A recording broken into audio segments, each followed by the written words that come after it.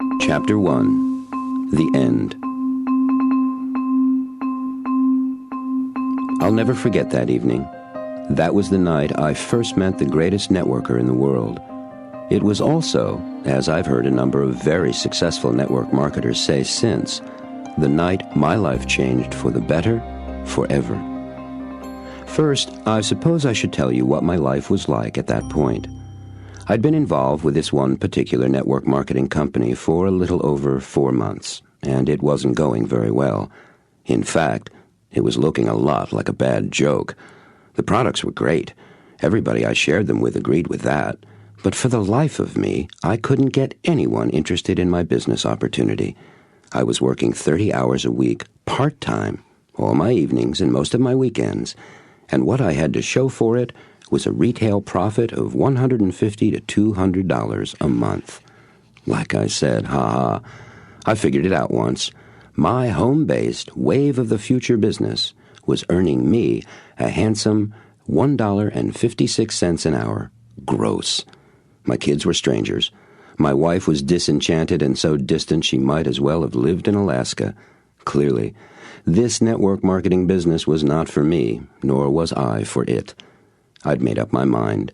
This was my last opportunity meeting. The hotel room was packed as usual. When I walked in, I noticed a particularly large swarm of people gathered around someone in the front of the room. I took aside a distributor I'd met before, pointed to the group, and asked, "Who's that over there, with all those people around him?" "Oh," she said, "that's the greatest networker in the world. Would you like to meet him?" "Sure," I said. She took me over. The man in the middle was strikingly handsome, well-groomed, looked to be in his early 40s, elegantly dressed, yet not at all showy. He was clearly successful, and he wore it well. His clothes were expensive, British suit with real buttonholes, great floral tie and a breast pocket scarf, quietly but noticeably picking up the burgundy reds of the tie. And yes, there was the gold Rolex oyster I expected, peeking out from beneath his cuff-linked shirt. I noticed that his shirt was monogrammed on the cuff, but the stitches of the initials were the exact same color thread as the shirt. Subtle, classy touch, I told myself.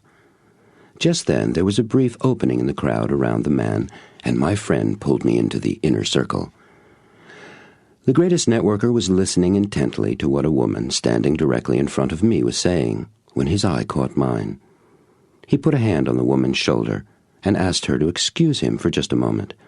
Then he looked me straight in the face, extended his hand, and said with a warmth that actually shocked me with its intensity, "Hello, it's really good to see you."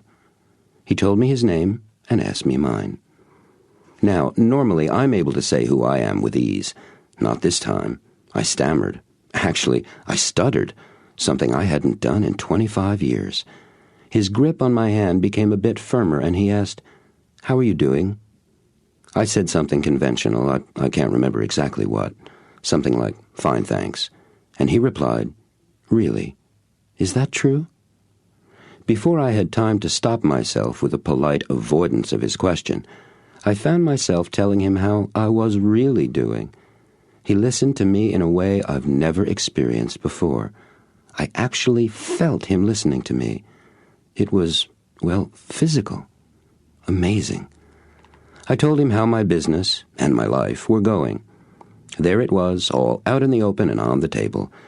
And I told him this was my last opportunity meeting, that I wasn't cut out for network marketing. I think I told him it just isn't my thing. He smiled. I suddenly realized that throughout our brief conversation, he still had hold of my hand. He squeezed it again just then and asked, "Would you have some time after the meeting to spend with me?" Before I could get my defensive no, plus an excuse, out of my mouth, I heard myself say, "Gosh, that would be great." Gosh! I sounded like a teenager. He smiled again, thanked me, said he'd see me after the meeting, turned back to the woman with whom he'd been speaking, and walked and talked with her, taking a seat in the front section, close to the right of the stage. I sat in the far back of the room in what had become my seat. It was, I'd come to learn, a seat in my comfort zone. It was a place to hide, and I knew that. After the formal part of the meeting was over, and the groups of new distributors and their sponsors were leaving together, he came up to me where I was standing by the coat rack. He smiled at me with that same noticeable warmth as before, and I pointed to his smiling face and said, "You know, if I could find a way to package that smile of yours, I'd have the perfect product. I'd be rich in a couple of weeks." His laughter came so quickly and boomed so loudly all around the room, everybody who was left turned to look at us. I was very self-conscious. "That's great," he exclaimed. "Thanks. It is a good smile, isn't it? Well, I'll tell you, I built this smile myself, tooth by tooth. My smile wasn't always like this." "Yes," he continued, "I am proud of this smile." And he flashed the grin even bigger than before. "It feels wonderful, too." "Come on," he said, taking me by the arm and moving off through the door. "Let's get some coffee and something to eat. Have you had dinner?" I said I'd grabbed a quick bag of nuts before the meeting. "Trail mix?" he asked. "Something like that," I said. "Got it from the gift shop downstairs." "I've had dinner there myself," he said. "The food and service aren't very good. The selection is limited. It's pretty pricey, too. You know," he laughed, "that gift shop is a truly disappointing restaurant." I agreed, laughing right along with him. It felt good to be with him. He'd certainly changed the way I was feeling in a remarkably short time.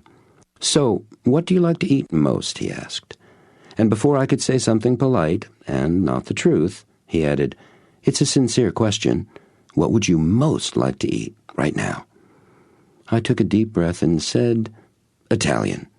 "Great," he said. "Me too. Can I take you to a place I just love? It's only 10 minutes away." "Your car or mine?" I asked. "Let's take mine," he said. "It's right out front." I don't know what I expected the greatest networker in the world to drive. Something exotic, certainly very expensive. So I was quite shocked when the doorman greeted us and walked us over to open the passenger side door of what I guessed to be a mid-70s Ford pickup truck, painted simply in gray primer, no less. I guess he saw the disappointment, or whatever the look was, on my face. He laughed and asked, "You look like you were expecting something else." Yes, I was. "What did you expect?" "I don't know, a Mercedes, a Porsche, maybe a Rolls-Royce or something." His laughter boomed around the enclosed hotel entrance. This guy seemed to laugh from his toes, not his mouth. The doorman was smiling as well. "Yes," he said, "I've had those, but I like my truck best. You know, Sam Walton was the richest man in America, worth about $24 billion all told. And he drove a pickup. If it's good enough for Uncle Sam—" And he let the rest of the sentence hang in the air. He handed the doorman a $10 bill, thanked him, and said he hoped to see him soon. Then he stopped, as if remembering something, and asked the young man, "How's your business, Chris?" The young doorman, a college kid type, replied, "It's just great, sir. I made supervisor last month, and thanks for introducing me to Barbara. She's the greatest." "Good," said the greatest networker. "You work hard, Chris, and you're smart. You deserve your success. What's up next for you?" "Well," the young man answered thoughtfully, "I'll stay here at the hotel for another month or 3. You were right about this place," the young man said, looking up at the hotel. "I've met some of my best people here. I've got some traveling I want to do. I've got a great group going in San Antonio, and I think I'll go down there for a few months. After that, who knows? Germany, Japan maybe. Let me know your plans. I know some people in Japan you might enjoy meeting," said my new friend. "Thanks, I will," replied the young man earnestly, and I could tell by his tone that he would indeed do that. "Have a great evening, Chris," the greatest networker called out as we drove off. As we traveled to the restaurant, we made small talk. Actually, I made small talk. He just kept asking me questions. He asked me where I lived, what part of town, how I liked it, what my neighbors were like, what my house was like, how my kids liked it, and what their schools were like. I don't mean to make it sound like an interrogation. It wasn't that at all. He just seemed so curious, so interested in me, and so easy to talk to. I probably told him more about my life in those 10 short minutes than I'd ever told anyone before. When we got to the restaurant, a uniformed man came out and greeted us warmly, opened my door and asked me, was this my first time at his restaurant? I told him it was, and he said how nice it was to see me and how he hoped I'd enjoy my dinner. and he suggested that if I truly liked great fish, there was an absolutely terrific snapper cacciatore on the menu that he highly recommended. I thanked him, feeling a little clumsy. I wasn't used to such treatment from anyone, let alone from the doorman at what looked to be a first-class establishment. We entered the restaurant with the maitre d' and the greatest networker, appearing to be the very best of friends, and I noticed smiling exchanges passing constantly between my host and an assortment of waiters and customers. As we took our seats, I noted, "You certainly live in a different world than I do." "How's that?" he asked. "Well, everybody is all smiles and warmth and friendship. You seem to know everybody, and they all know you and like you. Do you own this place or something?" Another booming laugh. I was becoming a little less self-conscious about that. "Tell me," he asked, "what's present for you when all of this smiling and friendshipping, as you call it, is going on?" What a question. "Present?" I asked. "What do you mean? What's here, like in the air around us? What do you notice is present for you?" I took a deep breath. I was getting used to his unique kind of questions, too, so I answered thoughtfully. "I feel envious," I told him, "and curious, too. I want to know how I can have my life be like this." "Tell me," he asked, leaning closer and looking very directly, yet not at all threateningly, into my face, "what do you really want your life to be like?" And so began a 2-hour-plus dinner, the best I'd ever eaten and spoken. All he did was ask me questions, followed by, "Tell me more about that," or "Can you say more about that?" And all I did was to tell him things I hadn't ever shared with anyone, not even my wife. A number of times during our dinner conversation, he asked questions to make sure he understood what I was saying. But there was something odd about them to me, because he'd asked me if such and such were true, even though I'd never actually said that particular such and such. I know that's not very clear, is it? Let me give you an example. I was talking about a job I'd had early on with a computer company back in Cambridge, Massachusetts. Calling it a company was a bit of a stretch. It was really just a bunch of guys, hackers we were called, who were messing around in the early days of computers. It was an exciting time for me. The work was fun. The people were wild, very smart, and very stimulating. I had a good time back then. He asked me, "So, you're a pioneer?" See what I mean? "Pioneer?" I said back to him. "No, I'm no pioneer. I was just having fun. It was in the early days of computers, and we just played with stuff, that's all." Had anyone ever done that before? He asked me. I guess not, I thought, and told him so. And again he said, "So, you're a pioneer?" I must have looked at him strangely, for he leaned back on his chair and gave a medium version of his booming laugh.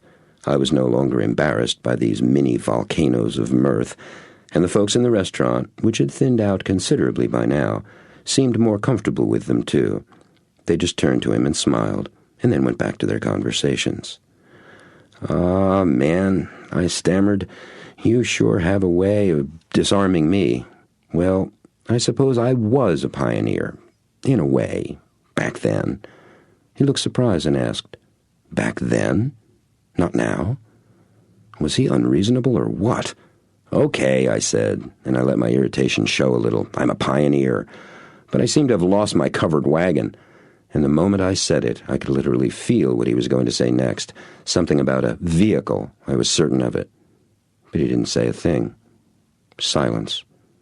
I was very uncomfortable. At last he asked, "What were you thinking just now?" "When?" I asked him back, a little too quickly. Then I held up my hand and shook my head, saying, "No, wait, I know when.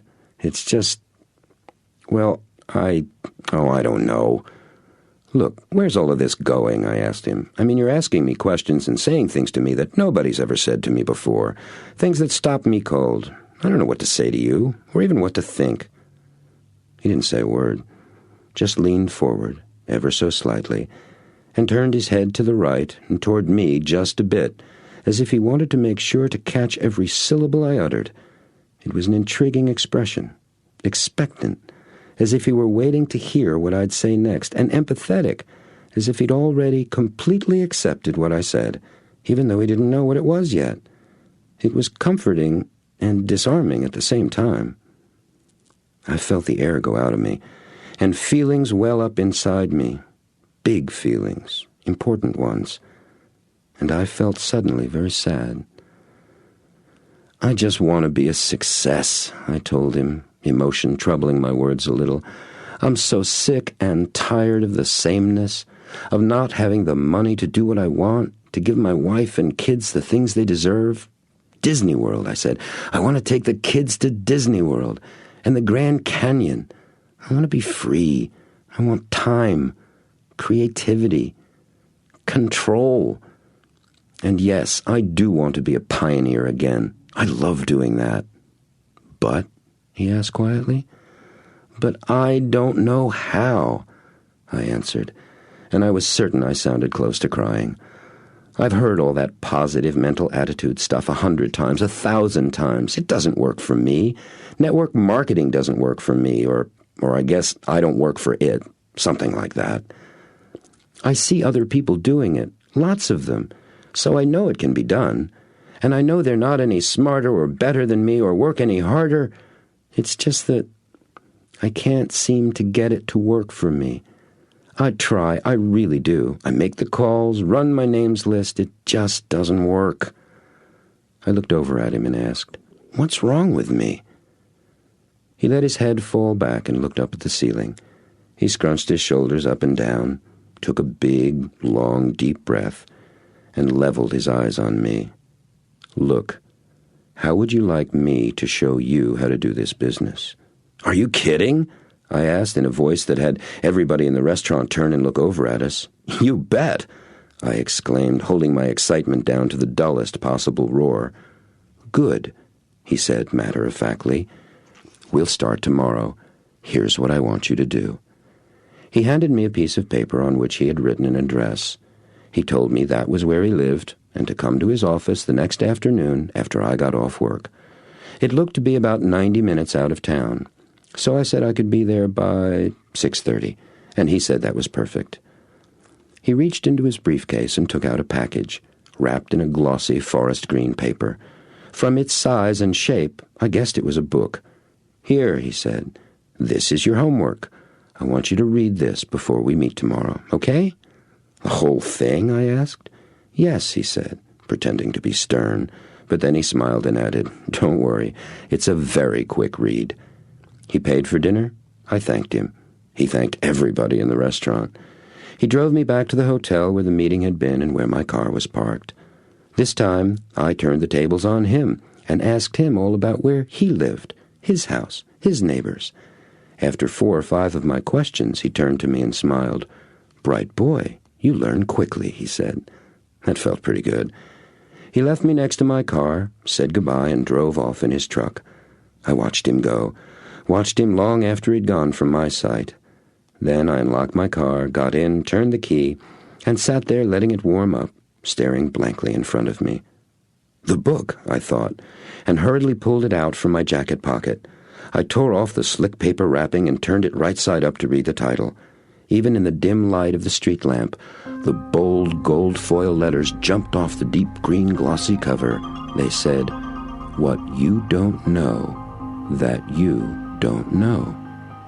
I opened the book with tremendous excitement, flipping quickly past the beginning pages. After 10 or 12 pages, I stopped cold. There was not a word in it. Every page in the book was totally blank.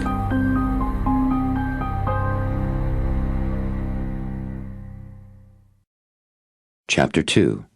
To Speak the Truth.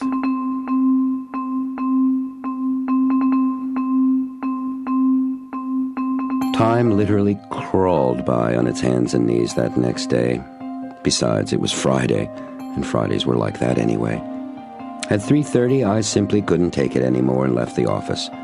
I pulled out the address he had given me in the restaurant, grabbed my map to be sure of my directions, and headed north out of town. I would be a full hour early, even if I did get lost. Heck with it, I thought. I'll read or listen to tapes. And I laughed, thinking of the book he gave me. "That's it, I'll read that," I said to myself, and laughed aloud. In about 10 minutes, I was out of town and into the suburbs.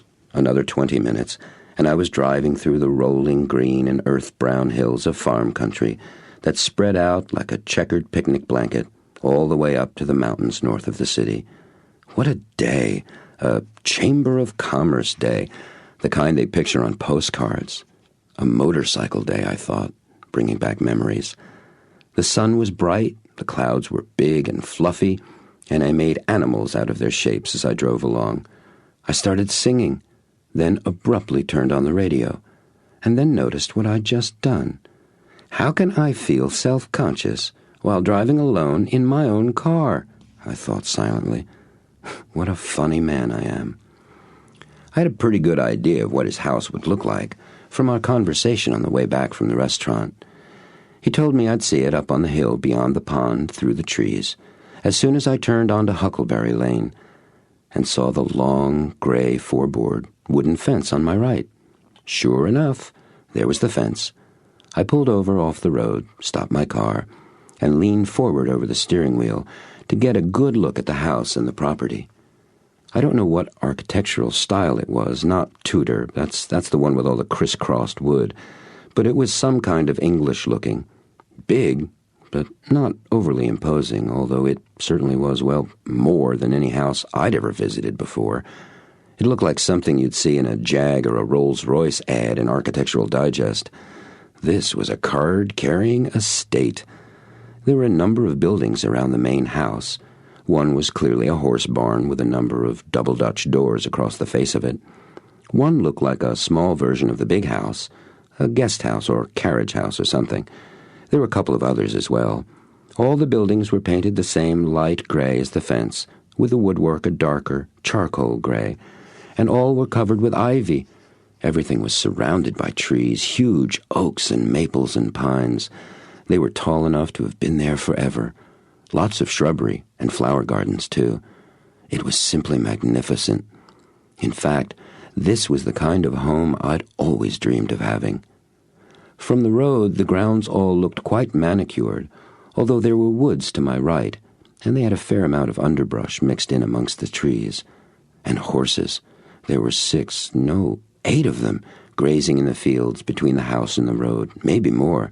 Beautiful horses, thoroughbreds by the look of them, and 3 were grays. I love horses, especially dapple gray ones. It had been a dream of mine to have horses, too. I got out to take a closer look.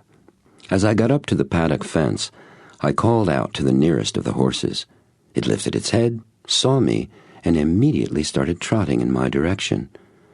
Just then, I noticed a horse and rider coming out of the near woods, cantering towards me. It was him. The gray mare I'd called to, and the greatest networker, reached me at the same time. "Well, you certainly got her attention. She doesn't come to just anybody. Rebecca's the only one she pays attention to," he said, swinging his leg over his mount's neck and sliding off the saddle in one easy, flowing movement. He'd done that before, I thought. "It's good to see you. You're an hour early," he noted, without looking at his watch. "How are you?" He walked over to me and extended his hand between the top rails of the fence. "I'm good," I replied, and a little nervous. He laughed, another one of those booming laughs of his, and said, "You do learn quickly. Thanks for being so honest. What are you nervous about?" "Well," I said as I pointed in a sweeping gesture that took in his property, "this isn't where I usually find myself on a Friday afternoon. This is a pretty awesome place you've got." "Yes, it is," he replied, joining me and looking appreciatively over the house, woods, and fields. "You know," I told him, "I have a dream of owning a place very much like this. Horses, house, trees, and fields." "Good," he said. "Would you like to buy it?" "What?" I exclaimed. "I'll sell it to you," he said, turning and looking me straight in the eyes in that provoking, gently confronting way of his. "I doubt it's within my budget at the moment," I said, sarcastically. "I don't remember saying how much I'd sell it for. Did I?" "No," I admitted, "you didn't. So how do you know whether or not it's within your budget?" he asked. "Okay," I sighed. "How much?" $2.6 million, he said flatly. "Do you want to buy it?" "Stop it," I insisted, becoming irritated and letting it show. "This is ridiculous. You know I don't have that kind of money." "I don't know that," he said, looking calmly at me. "And that's not what I asked. I asked if you wanted to buy it. Do you? Yes or no?" "This is pointless," I snapped. "I can't even conceive of that much money. How—" He held up his hand. I stopped talking. I could feel the color flushing my cheeks. My legs had even started shaking a little. It was like I was about to get into a fight or something. And I was afraid. "Yes or no?" he asked again. "Do you want to buy my house?" "No, don't be absurd," I said. "I am not being absurd," he said. "However, you are. One of the most absurd things a person can do is to not tell the truth." "What?" I stammered, amazed. "You are lying," he said sternly. His eyes looked both mischievous and dead serious at the same time. I was stunned. "Please," he prodded gently, "tell me if what I am about to say is true or not. You would love nothing more in this world than to buy my house. It would be a dream come true for you. I am not asking if you have the money. I am asking simply if you would like to buy my house. Yes or no?" "Well, if you put it that way, yes, I'd love to buy your house." He sighed, took a deep breath and smiled. "I do put it that way," he quoted back, me to myself. "Tell me, do you often have difficulty answering the questions people ask you?" "Well," I started, and then shook my head and fell silent. I looked up at him, trying to read something from his face, hoping to find the right answer there somewhere. "There is no right answer," he said, as if reading my mind. "There is only your answer, right now, to the question." We stood in silence for some time, he looking at me looking anywhere else but at him. When my eyes finally got up the courage to settle on his, he said, "Look, in our relationship together, I insist that you and I speak the truth. I think that will be difficult for you, because you don't listen. Not yet. What you hear me saying is colored by what you say to yourself about what I am saying. Is that true?" "Yes, it is," I told him. He nodded and went on. "Did you read the book I gave you last night?" I didn't know what to say to him. How do you read a book without a word in it? "Yes or no?" he asked patiently. "Yes," I said. "Well, what do you think?" "I don't know." "Good," he exclaimed. "Come on up to the house and tell me all about it." I turned and numbly fumbled back to my car. I wasn't sure what to think. And so, for the moment, I tried to think nothing and just watch where I was going.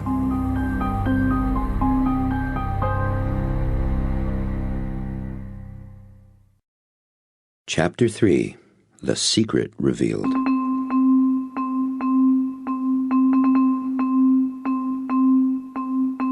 The house and its surroundings were even more impressive from a closer look. Everything was just magnificent. There was just the right amount of imperfection, whitewash, or rather gray wash, fading on the stones of the house, and a casual quality to the gardens that was all the more striking because of their lack of formality. The place wasn't stilted or uptight, as in some pictures I've seen of wealthy homes. People actually lived here. And as if to prove it, 3 bounding dogs happily greeted me as I got out of my car on the flagstone driveway. "Ah, you've been properly greeted, I see," the greatest networker said, as he came through a doorway in a high stone wall that ran alongside the main house. "May I introduce you to Mr. and Mrs. Silver?" He patted the heads of a huge, handsome pair of silver-gray standard poodles, their curly coats trimmed neatly in sporting cuts, without those poofy tufts of hair that make poodles look like topiary trees. "And this is the Duchess," he said, ruffling the fur of a little black dog that clearly had lots of border collie in her. "Duchess has been with us only a couple of months," he told me, bending down to get an enthusiastic licking from a little mutt whose tail was clearly wagging the dog. "We think she'd been hit by a car," he said. "No one seems to know where she's from. She's adopted us for now. Come to my office." He stood up, and we walked over to the smaller house I'd seen from the road. "I've worked from my home for years, but I think this is the best arrangement of all," he told me as we entered the building. having some physical separation between my home office and home, yet having them this close to each other. It's perfect. His office was comfortable and lived in, bright with sunlight, plants everywhere, casual, comfortable elegance. There were 2 parts to the first floor. Inside the entry was a living room with a small mahogany grand piano just in front of the windows. Adjacent to the fireplace were 2 plump couches, covered with what looked to be Native American blankets. These were facing each other across a coffee table with books neatly scattered on it, and a clear fishbowl-like glass vase off to one side, out of which flowed a fountain of wildflowers, mostly daisies. There were oriental carpets of varying sizes and colors on the wide plank wooden floor, and a wide sliding double doorway, the kind where the doors disappear into the walls, that opened into a slightly smaller room off the right, with a huge expansive desk thrust up like an island in the center of the room. Both rooms were lined with paintings and overfilled bookshelves. I'd never seen so many books before. "You've got quite a library," I observed, and it was an understatement in the extreme. "Yes," he said, surveying what must have numbered well over 1,000 volumes, perhaps more. "I love books. I love information of all kinds. Do you?" "Information?" That was a curious way to put it. "Sure," I said. "So tell me," he asked, "what did you think about the book I gave you to read last night?" "What you don't know that you don't know," I asked. "That's the one," he said, sitting down deep into one of the couches. "Of all the books I have ever read, that is the most important book of all." I searched his face to make out his expression. I wondered if he was kidding, if he might be playing with me. He was looking straight at me, wide open, expressionless. I sat down too. "Well, I don't know," I said. "Good," he replied. "Perfect." I wanted badly to have something profound to say, something that would show him what? That would let him know But the truth was, I had nothing to tell him. I didn't know what to say. "There's a story I want to tell you," he said, plainly coming to rescue me from my awkward silence. "Would you like to hear it?" "Sure." In Japan, many years ago, it was the tradition among Buddhist monks to travel from monastery to monastery, seeking the teaching of the masters. As was the custom, the master would serve his guests tea, and they would talk.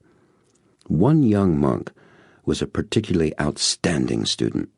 In fact, he was so exceptional, he had made a bit of a career out of showing up lesser masters with his skill and tremendous intelligence.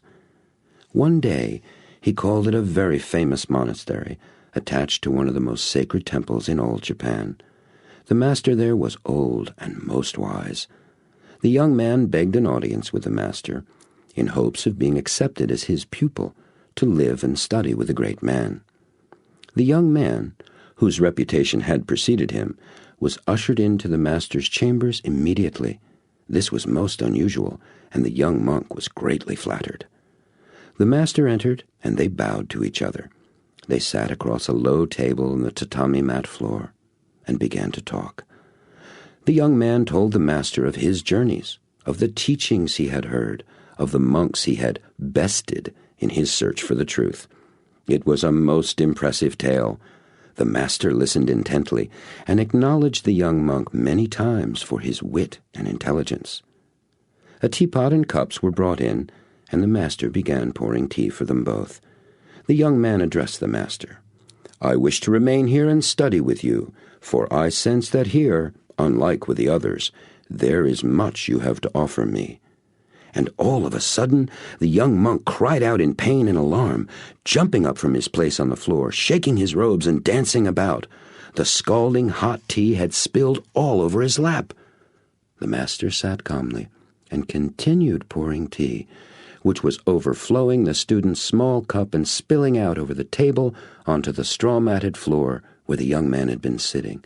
"What are you doing?" the young monk demanded. "I've been burned. Stop pouring. The cup is overflowing." "Go away from me, young man," the master said. "I have nothing to teach you. Your cup is too full, overflowing with all that you know and all you think you don't know. Come back to me when your cup is empty and you are ready to receive what I have to give." We sat in silence for a long time. As I recall, it was the first time in a very long time that there were no thoughts at all rattling around in my head. I had stopped talking to myself. Finally he spoke up. "You want very much to be a success in network marketing, don't you?" "Yes," I answered. "You know some things about how to do this business. True?" "Yes. And you know, too, that there are many things that you do not know about how to do this business. True?" "Yes," I replied. He sat up a bit, away from the back of the couch, and faced me directly as he spoke this next thought, carefully measuring out his words. "There is nothing which you now know, and nothing about what you think you don't know, that will help you create the success you desire." He paused for a moment and continued, "The key to your success lies only in what you don't know that you don't know. Do you understand?" "No," I told him truthfully. "I have no idea what you're saying. How can I know what I don't even know that I don't know?" "You can't," he said. "That's the secret."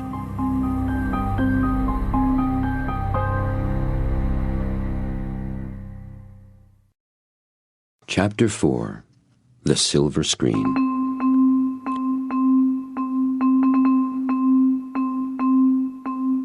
When I looked at my watch, it was a little past 1 a.m. We had been talking for almost 6.5 hours. That is, I had been talking. As with our first meeting, he asked me question after question after question. We spoke little or not at all about network marketing. The entire conversation had been about me, my past, present, and future. And what was fascinating to me was that I, who always watched the clock like a hawk, had no sense of the time passing. Instead, I was left with a feeling of tremendous peace and freedom. I was light, physically feeling younger than I had for years. It was as if all my worries, my anxieties about my circumstances, and my doubts about the future had disappeared completely. I felt somehow more hopeful and very much alive. 2 parts of our conversation I shall never forget. We spoke about my values and my life's purpose. Throughout our talk, he would ask me if such and such were one of my values. At first, this question threw me. I wasn't sure what he meant. He explained that values, as he was using the term, had to do with those essential qualities that were most important to me, and he used the example of success. Success was certainly an important value of mine, and I said so. Then he asked, "What does success mean to you?" I said, "No, I don't know," he interrupted. "No one but you knows what success means for you. The best I can do would be to tell you what I think success means for you, and that's not the same thing. I'm interested in what you mean, not in what I think you mean." "Okay," I thought, and took a deep breath and explained what success meant to me. When I had finished, he summarized what I said. "So, for you, success means being able to live your desires and dreams." I agreed. "And what does success provide for you?" he asked. I thought for a moment, then said, "Freedom." "Good," he said. "Values come in pairs, one providing for the manifestation of the other. Just one by itself is incomplete." "Wait," I interrupted. "You mean always? Why in pairs?" I suddenly felt a little self-conscious, as if I'd jumped in too impatiently. I think I actually blushed slightly. "Or were you about to explain that?" I apologized. He seemed to enjoy the interruption immensely. "Great question," he beamed. "Let me answer it with another. Why did God tell Noah to bring 2 of each animal onto the ark?" The look of utter bewilderment on my face must have been quite comical. It drew a good-sized version of his trademark laughing explosion. "Aha!" He wagged his finger instructively, like a professor making an important point. "We need another example, perhaps a more practical one." He continued, still chuckling. Tell me, do you know why you have two eyes? Bifocal vision. Depth perception, I repeated from school days memory. Right, very good. It doesn't seem like we'd really need to, does it? Either eye works just fine on its own, but working together as a pair, they add to vision the perception of depth. And here he brought up the mock Professor Finger again, one eye anchors the vision of the other, gives it a reference point. It's the same with your values. One supports the other. Together, they allow your vision to operate in depth. I could grasp the poetry of this, but knew I didn't really understand what he was saying, and said so with my face. That's okay, he assured me. Look at what you were just telling me. Do you see how success and freedom are interrelated for you? I replied that I did. I remembered telling him how much of my life I'd felt trapped, how without success I felt like a prisoner. So you might say, he continued for me, that success for you provides for the expression of freedom, that the one actually gives the other a reference point, a context for its existence. Right, I see. They work together. I was starting to get the sense of what he was saying, and it did truly feel like some sort of sight was being restored. My guess, he said, is that you feel imprisoned to some extent about everything in your life. That's because your values of success and freedom are not being honored. As we continued talking, I discovered other sets of values I had: appreciation and recognition, adventure and fun, communication and power, service and contribution, partnership and leadership, relationship and intimacy. There were others. These seemed the most important. Then he asked, "What is your life's purpose?" That was the biggest question anyone had ever asked me. What was my life's purpose? I didn't know, and told him so. "I want you to do something with me," he said. "It's a game I play when I want to know something, but just don't get it yet." I agreed to play, and asked what I needed to do.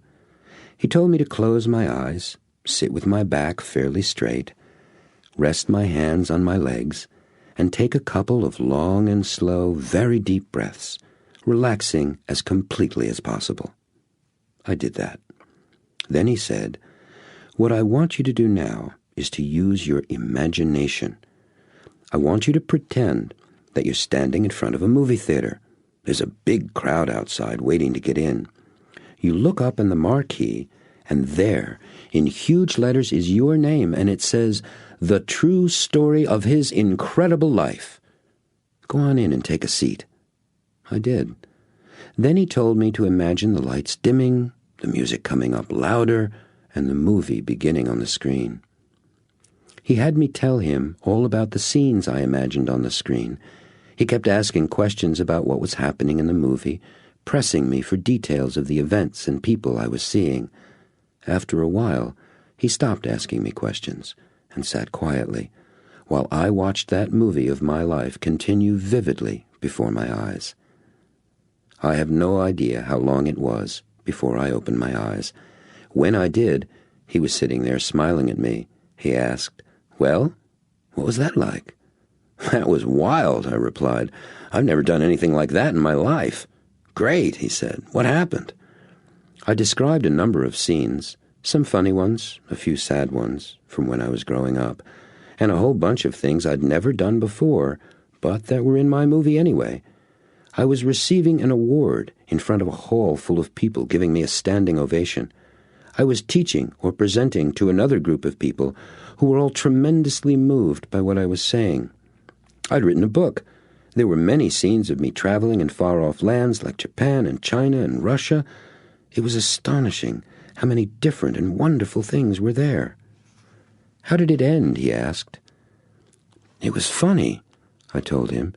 "It ended right here, right in this very room.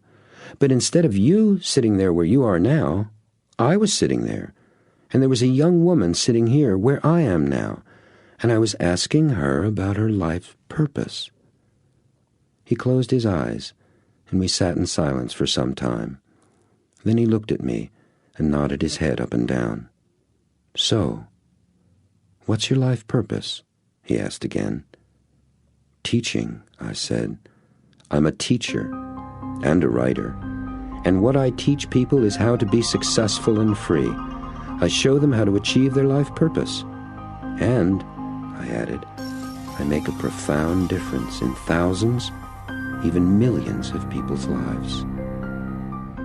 I cannot tell you what an extraordinary sensation I experienced as I said those words.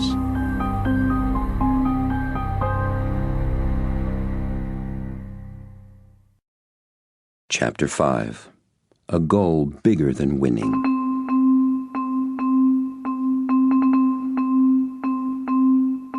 I spent that night in a guest room on the second floor, above the Greatest Networker's office study.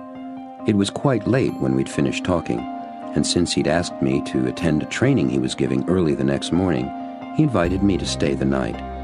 I hadn't brought a change of clothes, a razor, or anything, and was feeling a little awkward about that, and told him so.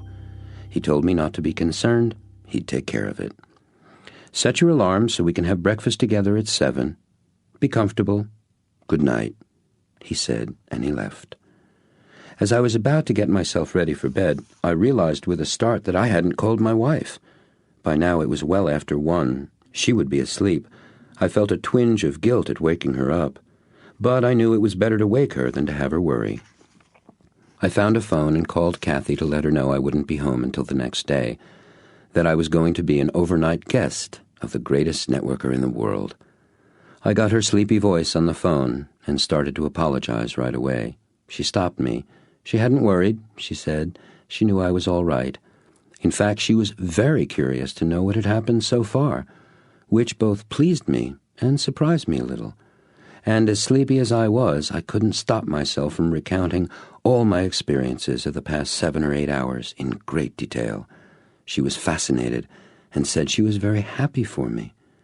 We hadn't talked like this in a long, long time.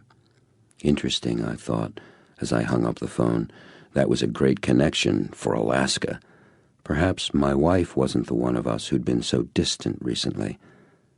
Now, thinking back over our call and all the things I'd said to her, I lay awake in my bed, reliving the day's events one more time. I finally drifted off during a scene in the true story of his incredible life, sitting in a front-row seat, not my comfort zone in the back, of that movie theater. It was that scene where I was standing on a stage in front of a whole room full of people. I woke up feeling more alert and happy than I'd been in years. First thing, very first thing, it was 5:30 when I looked at the clock. The room was chilly. The window had been open all night. And from the sound of it, the birds were having an opportunity meeting in the trees right outside the cottage. I wrapped up in a robe I found in the closet and shivered happily as my feet tap-danced across the cold wood between the carpets that covered the floor. I opened the French doors, walked out onto the deck, and stopped dead in my tracks. There, perched on the railing in front of me, were 2 huge and breathtakingly beautiful peacocks. I'd never seen one so close up before, even in the zoo. The smaller of the 2 was almost pure white and didn't have much of a tail. But the big one, I guessed it had to be the male, had tail feathers that must have been 6 or 7 feet long, at least. It was like the train of an ornate Chinese imperial costume, following and flowing out behind him. The birds were far less startled by me than I was by them. They sat calmly on the wooden porch railing, moving their heads from side to side and tilting them, as if taking pictures of me from a variety of different angles. I felt a bit intimidated by them and slowly turned to withdraw back inside when I heard a heavy thunk, followed by a rustling sound. I turned back again to see the big male, with full feathers spread out in a wide fan, doing a kind of fast back-and-forth 2-step while rattling his tail at me. It was incredible. I have no intimate knowledge of the habits and ways of peacocks. I wasn't sure whether he intended to attack me or attempt to mate with me or what, so I chose to quickly acknowledge the animal, verbally, for having a magnificent bunch of feathers, and backed promptly inside. Just amazing. I showered quickly and, wrapped again in my robe, went down the stairs. There was a fire in the fireplace. On the couch was a bundle of clothes tied with a bright red yarn with a note on top. It said, "Good morning. Here are some clothes and sneakers for you. Hope they fit. Dial 22 from any phone if you desire anything. See you at 7. Sneakers? For a training session. I untied the clothes, which turned out to be a brightly colored warm-up jogging suit, with a white polo shirt and gray rag-wool socks. This was going to be a unique meeting, I thought. I dressed, made the bed, and came back downstairs where I rearranged the fire and added another couple of logs. I settled into the couch nearest the fireplace, after finding a little book on peafowl breeding and management. At 7 sharp, he walked through the door, carrying a large tray. "Good day, good day. How are you?" "Superb," I said. "How are you?" "Wonderful," he said. "Have you met Black and Mrs. Peel?" he asked, pointing to the peafowl book next to me on the couch. "The peacocks?" I questioned, and then answered, "Yes, a black-shoulder male and female, peacock and peahen. How old are they? I know he's at least 5 or so by the length of his tail." "You are the quick study," he said. "Black is 15 years old. My guess on Mrs. Peel is, perhaps 2 or 3 years younger. From your reading, you know they can live upwards of 25 years and more. I've never been that close to one before. Beautiful isn't grand enough to describe them." "Yes," he said, taking a deep and obviously satisfying breath. "They are magnificent creatures. Walking flower gardens. Just being around them is a constant reminder for me of the awesome possibility of beauty in our lives, and of my relationship with that creation. Here's an animal," he went on, "that is simply being beautiful. They don't have to do anything. They are beauty. And what's more," he added, with a distinct twinkle in his eye, "it's great fun being a person who has peacocks." He made a motion toward the tray he'd set down in front of us. "Let's eat breakfast." He uncovered a marvelous breakfast of fresh fruit, French toast, and coffee for me. He simply had tea. "You're not eating?" I asked after a rich, juicy taste of a kind of melon I didn't recognize. "No," he said, "I rarely take breakfast. It slows me down. I have a couple of food supplements and 1 or 2 too many cups of tea. Sometimes the family enjoys a big breakfast together, like on Sunday mornings, and I like that too. But I don't usually eat breakfast, or lunch for that matter." "Well," I inquired, "tell me about this training session." He walked into his office and returned quickly with a small paperback book and tossed it to me. I caught it, turned it over, and read the title out loud. "Coaching Kids to Play Baseball and Softball." "There are a number of fine books on how to do network marketing and training," he told me. "This is one of the best." "Coaching kids?" I asked, and I guess I clearly conveyed my disbelief. "Yes," he replied, "coaching kids." When I was first learning how to do this business, he told me, there weren't all the books and tapes we have today explaining how to do network marketing successfully. The only thing I knew was where not to look. "What do you mean?" I asked. "Network marketing is a whole different paradigm of—" "Do you know what a paradigm is?" 20 cents, I quipped, and he paused, stared blankly at me for the briefest moment, and then exploded with deep-down booming laughter. "Great! That's great!" he exclaimed after he regained his breath. "Pair o' dimes, 20 cents. Exactly. You know how we say, 'Here's my 2 cents,' when we're giving someone our opinion or point of view? A paradigm is just that, a point of view, a way we see things. The paradigm of network marketing," he continued as he stood up and walked around the couch and the room, "is so fundamentally different and distinct from all other paradigms of business that it requires a pretty complete shift from the way we normally view business to appreciate and understand it. For example, in our industry, every single company, no matter how different its products and services are from another's, competes directly with every other network marketing company in attracting people to their business opportunity. That kind of competition from every angle doesn't exist anywhere else in any other industry. Do you see that?" "Yes, I do," I said, nodding in agreement and following him with my eyes and ears as he paced round the room. Now, given that unique competitive environment, there is the tendency for individual distributors to offer their opportunity as the best. That's natural, but how they do that is critical. Sadly, most of them only think to accomplish creating the perception of best based on their old paradigm values, being the best by putting down the competition. My dog's better than your dog. That may be fine when it's Ford versus GM, he continued, or when multi-million-dollar fights for market share are being waged over the TV in the beer battles or cola wars. But when network marketing distributors put down other companies, they're also putting down the industry as a whole. What happens then, and remember, we are the word-of-mouth business, is that there's this growing communication out there in the world about how bad this company is and that company is and this other company is. You want to hear an amazing statistic? He asked. I nodded yes. For every positive piece of word-of-mouth consumers pass around, there are 11 negative comments being shuttled about.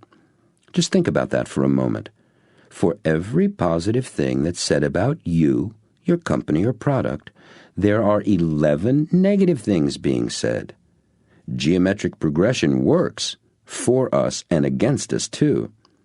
So soon, those 11 negatives become 22, then 44, and all the way up into the hundreds of thousands, as one person shares how bad network marketing is with another, and then they tell 5, and they tell 5, etc. You see where I'm going with all of this? He asked. I did, and it was beginning to make me uncomfortable.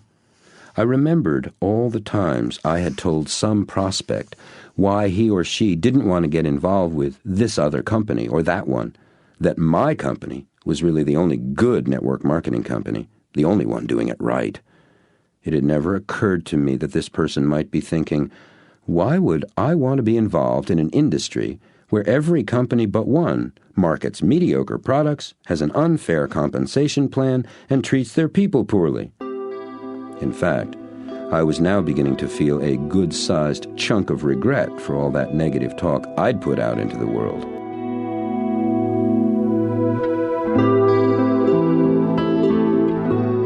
I see you know what I'm talking about, he said, obviously noticing my somber expression.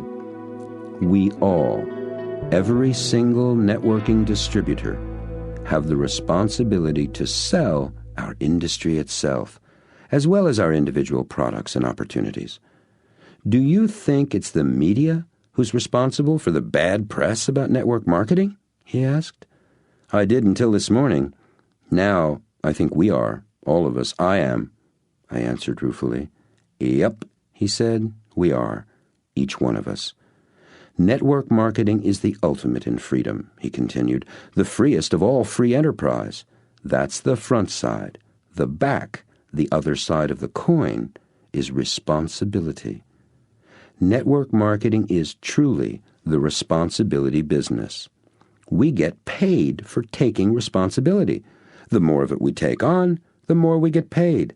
That's what the word sponsor means, being responsible for the people you bring into the business.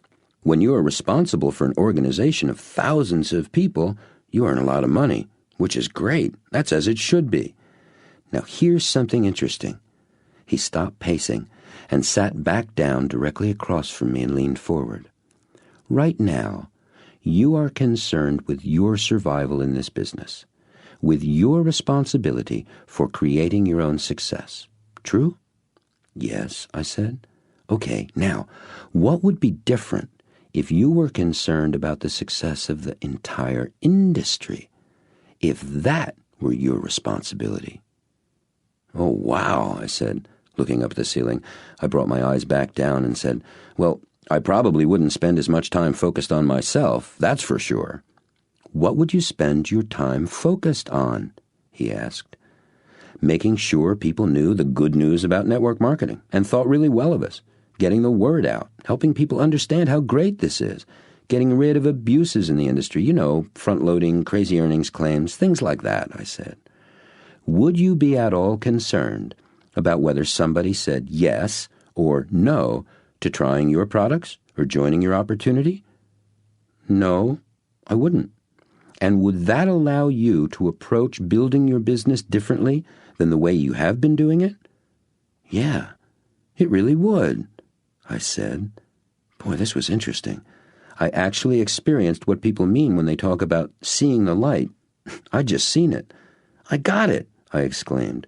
By taking my focus and attention off myself and putting it on something bigger, much bigger, the problems I now think are big get smaller. Immediately. They seem so simple now. I don't care about them anymore. Bingo, he said. Success secret number 36 revealed. And he laughed. Have a goal bigger than you are. The bigger the better. That way you don't have to sweat the small stuff. And the bigger your goal, the more everything else becomes small stuff.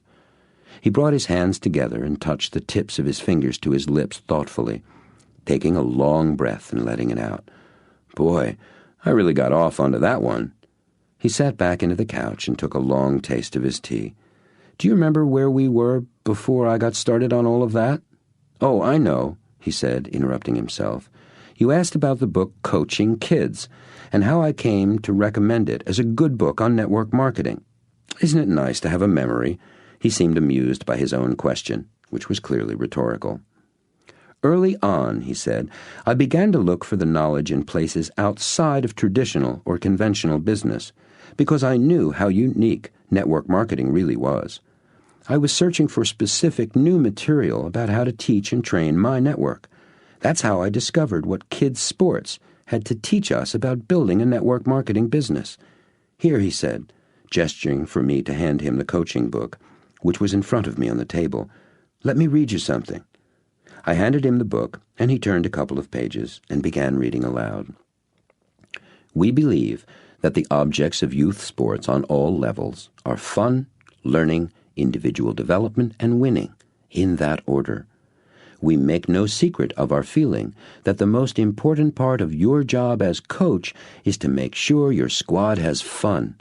The second most important part is to teach them all you can. The third, to make sure they develop as individuals and members of a team. And fourth, to win when you can. We're not suggesting that you overlook the importance of succeeding and winning. The coach who forgets to encourage the kids to strive as hard as they can to win is cheating his team. But learning to enjoy the game is more important. He put the book down and set his eyes on mine in that intense way of his. That's a perfect description of the role of the sponsor in network marketing, he said. It's another example of how different this business is from conventional enterprises. Number 1, to coach your people to have fun. Number 2, to teach them the skills they need to succeed. 3, to help them develop and grow, first as individuals, then as members of a team. And number 4, to win when you can. And I promise you, he said earnestly, if you do 1, 2, and 3, then you will always win. Always.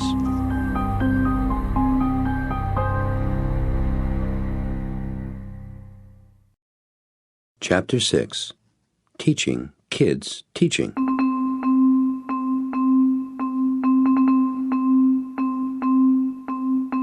As we drove out to the place where the training session was to take place, I asked him what it was like when he began in network marketing.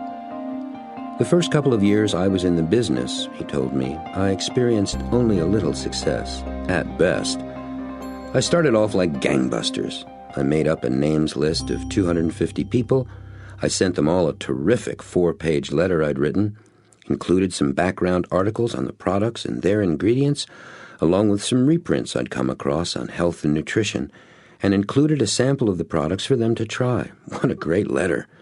209 of them said yes and ordered the products, and I signed up 50 of them as distributors. Not bad, huh? He said, turning quickly to look at me with a broad smile. Not bad at all, I said. Trouble was, he continued, after 4 or 5 months, not one of them, not one, was doing the business. Really? I questioned. What happened? What happened, he told me, was that what I was doing was working beautifully for me and not for them. I thought I was really good, he continued. But in this business, good doesn't count. What counts is being duplicatable, which is precisely what I was not. I had a background in advertising and marketing, so getting people to see value in my products and having them want to try them was easy for me. I'd been doing that for years. Plus, I had a reputation for appreciating quality and having integrity, so my friends and associates trusted me. They assumed that if I thought the products were worthwhile, they were. So they'd try them too, and our products were good, very good. In fact, he was really warming to his subject and seemed to be relishing the memory of his early success.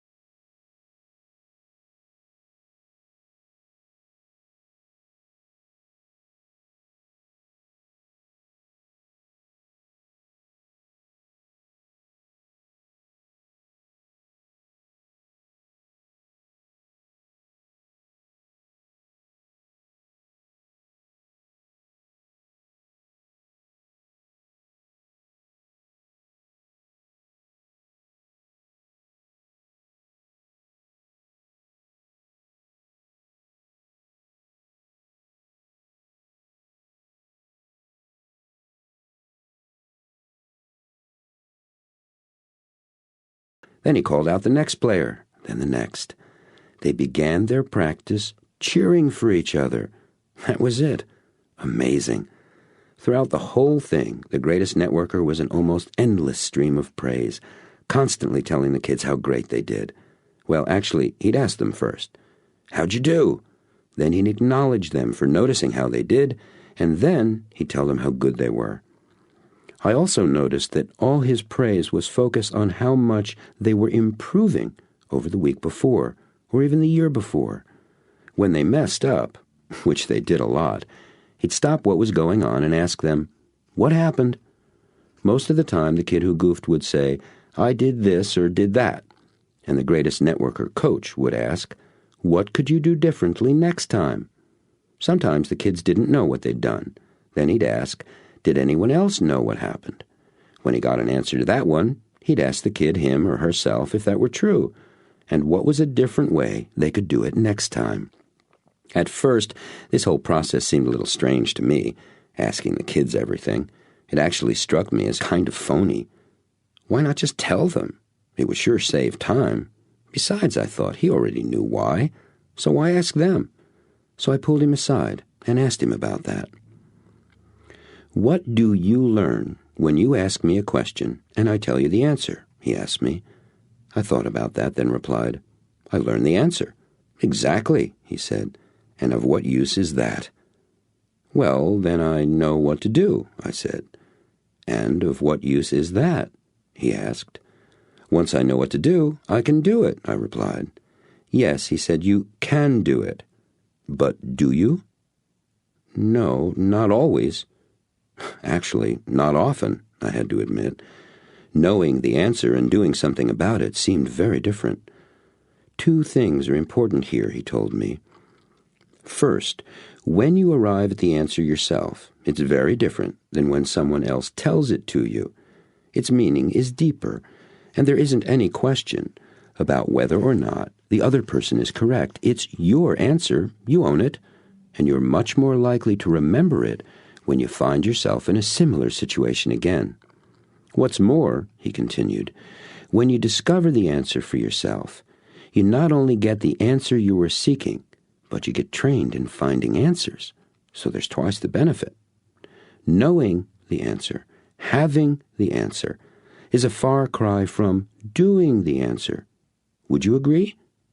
Yes, I see, I said. But the real secret is being the answer. Do you know what I mean by that? No, I said, not really. Okay, he said, let's say I've got a little guy here who's learning how to hit a ball for the first time. So I tell him how to hold the bat, where to place his hands, how to stand, and I tell him the way to swing properly. I give him all the information there is to know about hitting a baseball. Now, does he know how to do it? Yes, I said, but I can see that knowing all that doesn't mean he can do it, and it certainly isn't doing it. Good, he said. Yes, he knows how. He's got the information about it, and information is really great to have, but he isn't doing it yet. And here's the other step. He may do it once or twice, but he isn't necessarily a hitter yet. Being a hitter is just that, being a hitter. He must have sensed my struggle with his terminology. It sounded a bit like his verbs were getting twisted around each other. I felt my mind quipping a quick satire of my puzzled thoughts. How do you do a being of having what you know?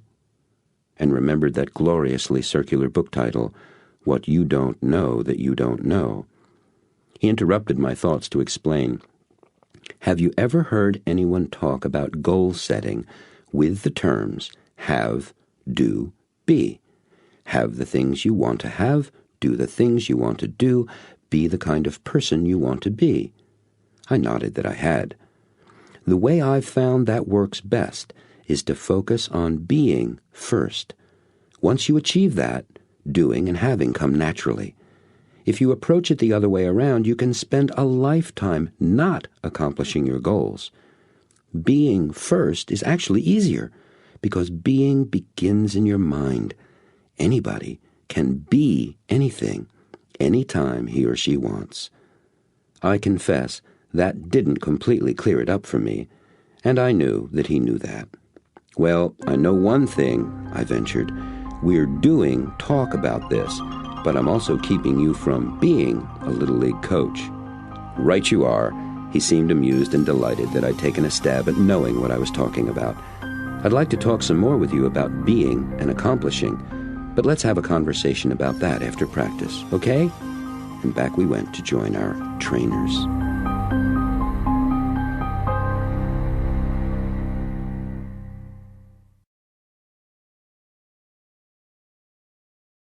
Chapter 7. Asking Right Questions.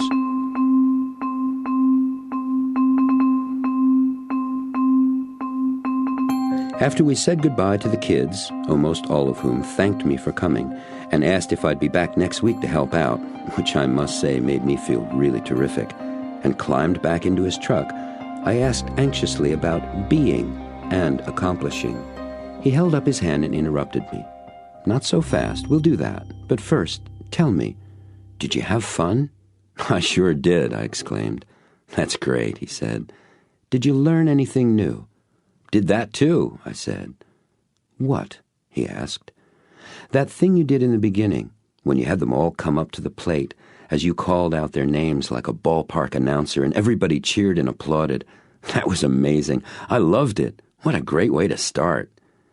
"We did that at our very first practice of the season," he told me. "It gets the kids off to a great beginning. They're a success right off the bat, and it makes them all feel special. They're all stars immediately." He went on, "And did you notice how the parents stick around for that?" I hadn't till he mentioned it, but it was true. All the mothers and fathers had stood there behind the backstop, and they'd cheered and clapped, too. "Anything else?" he asked me. "A bunch," I said. "The whole business of asking the kids what they did, rather than telling them. I got a lot from that. I remember my favorite teachers in school. They were the ones who let me discover things on my own, just like you were doing." "And the others?" he inquired. "The others? Oh, you mean my other teachers? The ones who told me, do this or do that, or just had us repeat and remember?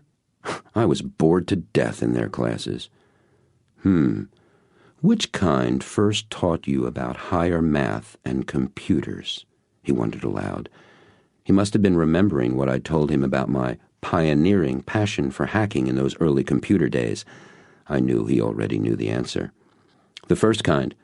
Mr. Doherty, my 11th grade math teacher. I remember his face and his voice as clear as yesterday." "Right," was his only comment, followed by, "Go on." "Let's see. The way you praised the kids, the way you had them acknowledge themselves first. It seems to me that gives the kids responsibility for themselves, for relying on their own ideas first. That was just great." I thought back to find a good example. Truth was, there were lots to pick from. "Who was the little boy on second base, the one who cried when he got confused about whether to call time or throw the ball to first?" "Johnny." "Yeah, Johnny.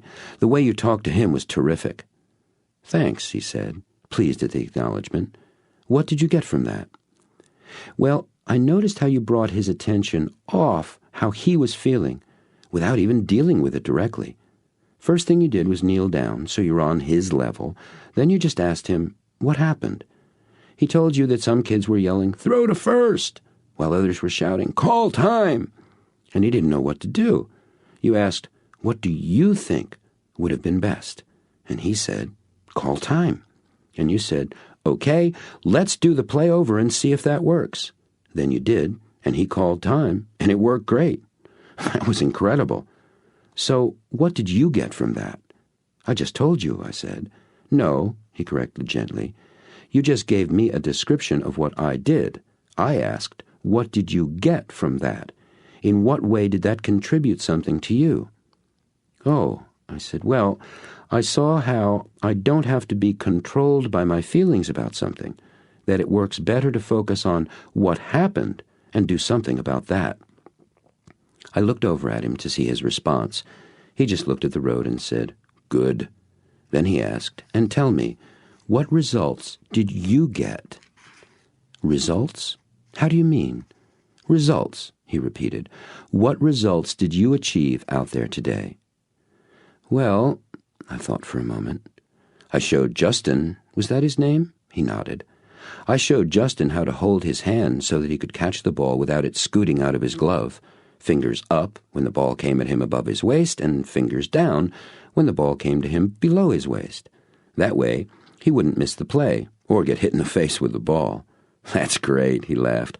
"So you had fun, you learned something new, and you got results too, right?" "Yes," I said, "I did." "Congratulations, you win." "Win at what?" I wondered. And then I remembered the points from the Coaching Kids paperback. Fun, learning, growth and development, and winning when possible. Click. Those are the three ingredients in accomplishment, he told me. You get results, you learn, develop, and grow, and you have fun. All three are required. If any one is missing, you don't have real accomplishment. I see that, I said excitedly. I really do. I've done things when I've gotten results and learned something new, but didn't have much fun. And I've done things where I had fun, but didn't learn or get the results I was after. That's wonderful. Accomplishment is all three. Yup, he said, all three. And, he continued, that's why you don't want to focus on just results, with yourself or with your people. Aha, I thought. So this really is network marketing. And I flashed on the scene in the movie Karate Kid, where the master teaches his student karate by having him wax a car all day long. Wax on, wax off, wax on, wax off. If you do, the networker coach was saying, you might get the results, but not really accomplish anything. This is vital in building a network marketing business. No results, no check, no learning, you get left behind. No fun, you quit, or burn out and quit. I see that, I said, shaking my head. It all seems so simple and so easy as he explained it, and I told him so. That's because it's just information, he confided. Once you start being that way, once you begin to be accomplishing, then you'll do those things accomplishing people do, and you'll have those things accomplishing people have. So how do I accomplish that? I asked. That, he exclaimed with emphasis, is the $64,000 a month question. Do you know the answer? I asked, very tentatively. Yes, he replied. Will you tell me? I begged. Yes, he said. Silence. For too long. When? I pleaded. He slowed the truck down, turned to me, and made an exaggerated face with his eyebrows arched way up and his eyes as wide as could be. And then he said in an itsy-bitsy cartoon voice, Can I tell you now, mister, huh? Can I, please? I think we both laughed for 2 minutes solid. What an amazing man he was.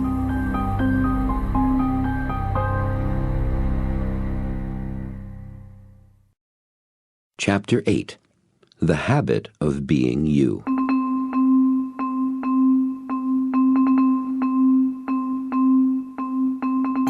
Being. That's what we were going to talk about next. But I had to wait a bit before we get into it. And what a wait. I know that I keep saying amazing, but I was being blown away left and right by everything about this guy. I was seeing things and doing things, saying and listening to things I'd never experienced before in my life. Heck, I'd never dreamed about most of this. Yet, here it was. Here I was. It was really all pretty amazing. As we climbed out of the truck at his house, he turned to me and asked, Want to freshen up? I said, Sure. And he asked, Have you ever had a Japanese bath? No, I told him truthfully. At least, I don't think I have.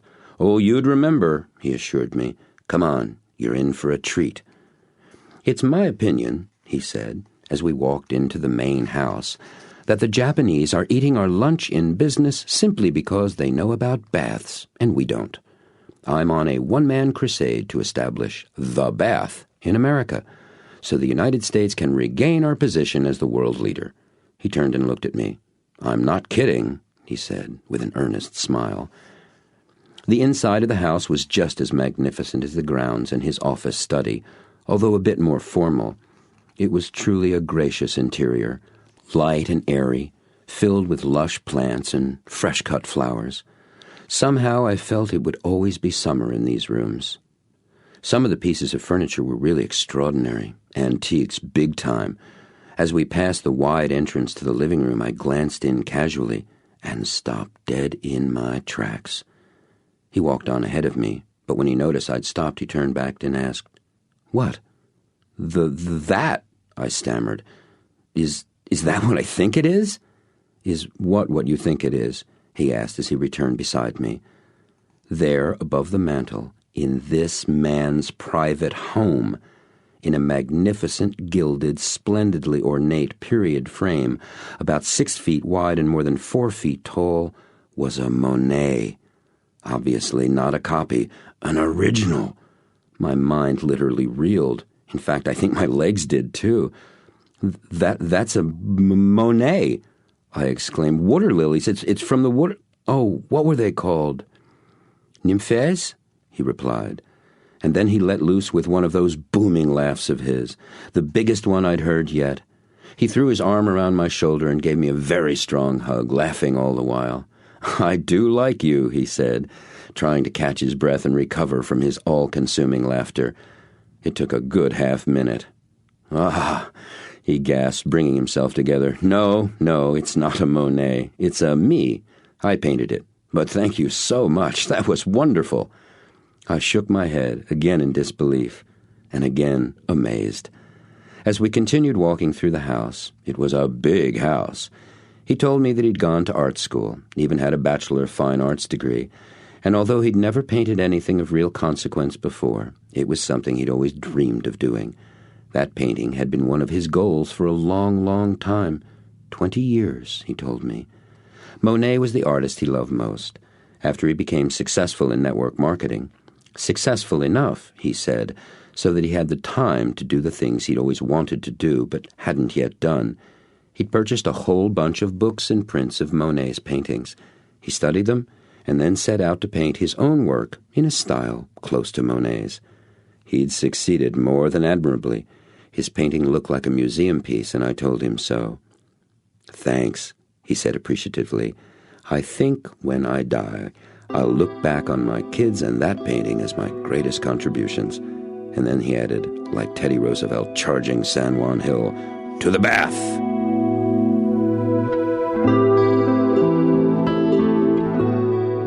The bathroom, which in this case had nothing to do with being a toilet, was remarkable, as I expected. It was walled and ceilinged in wide plank, highly polished, dark red cedar boards.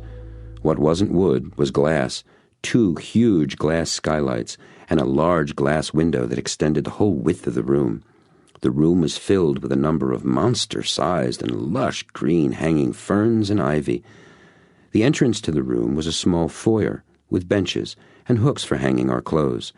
He told me that the bath was traditionally done in the nude, by men and women alike, but if I minded, I could have a bathing suit, and he'd wear one as well. I said that I was a purist at heart, and I'd do it as it was meant to be done. The first half of the bathroom was covered with closely placed cedar slats, with a subfloor and drain beneath. There were 2 tubs. One was raised up and steaming, about 3 feet high, and the other was set into the flooring, square-shaped, made of marble, I thought, and probably about 3 or more feet deep. Part of the floor was a rock garden, similar to those in pictures I'd seen of those tranquil Zen temples in Japan. The sand was raked in straight lines and swirling patterns. It was not the kind of place on which you put your foot. He motioned me to sit down on one of the small stools that was facing the wall, off to the side of the taller tub. On the wall were 2 sets of hot and cold water taps. One had a central spigot, and the upper one had a shower head attached to the wall by a snaking, flexible hose. Beside the stools were wooden buckets that held probably about a gallon of water each, had a kind of crude, handmade ladle inside. He filled his bucket up with warm water from the tap on the wall, dumped it over his head 2 or 3 times, and told me to do the same. Then he picked up one of those natural sponges, squeezed some clear liquid soap from a tall white bottle, and tossed the bottle over to me. He began to soap himself all over with the sponge. It's interesting that we Westerners climb into the tub first, he said, then we soap ourselves. The Japanese taught me to do it the other way round. They have a number of reasons for that.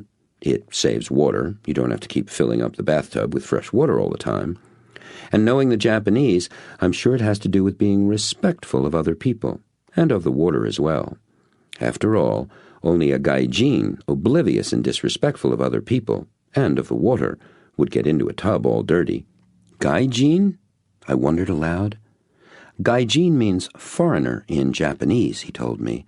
But in my opinion, the essential translation is barbarian. The Japanese really think that they are the most refined culture on earth, and that all foreigners are barbarians. He laughed. Especially Americans. And with good reason, he added. We don't bathe nearly enough. When he had finished soaping from head to toe, he filled up his bucket again and rinsed himself off at least a dozen times. I did the same. Then he stood up and said, Now, a Japanese bath is very hot, much hotter than you are probably used to. I like hot baths, I protested. Please trust me, he insisted. This is very hot.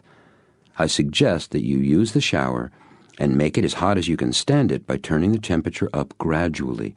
Then you'll be able to come and sit in the tub. I said that I'd really like to try the tub directly. He shook his head and smiled, said, Be my guest, and stood aside with a gallant gesture of his arm as I walked up, climbed to the side of the tub, and stuck my foot in.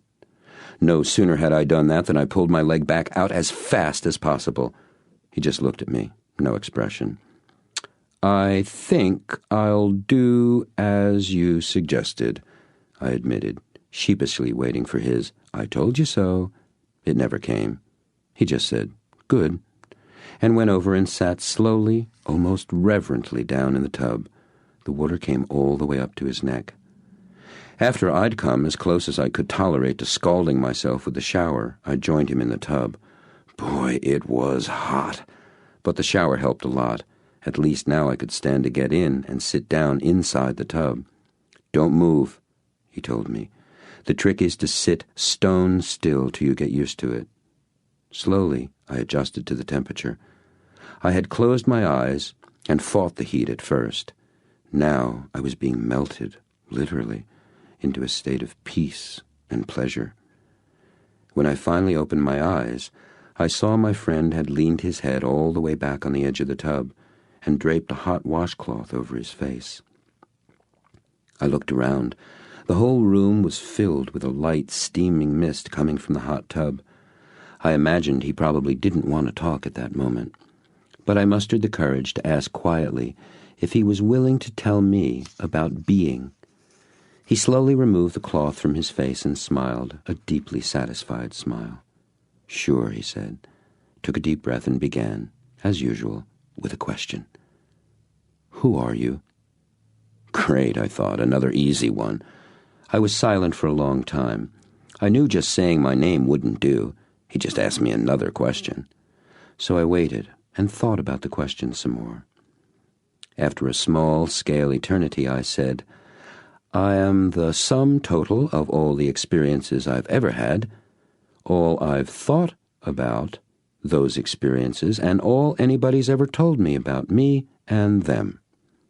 His eyes blinked open wide with a start, and to my delight, this time he was the one who said, Amazing. I wasn't sure whether he was speaking to me or to himself. I honestly did not expect that answer. That's wonderful. I must say, whether it was the anesthesia of the bath or just the joy of hearing those complimenting words coming from him, I did feel quite wonderful at the moment. Thanks, I said, uncharacteristically forgetting to preface my gratitude with, Gosh. Very good, he said, with genuine enthusiasm, now clearly addressing me. And do you know what all of that, your thoughts and the thoughts of others about you, add up to?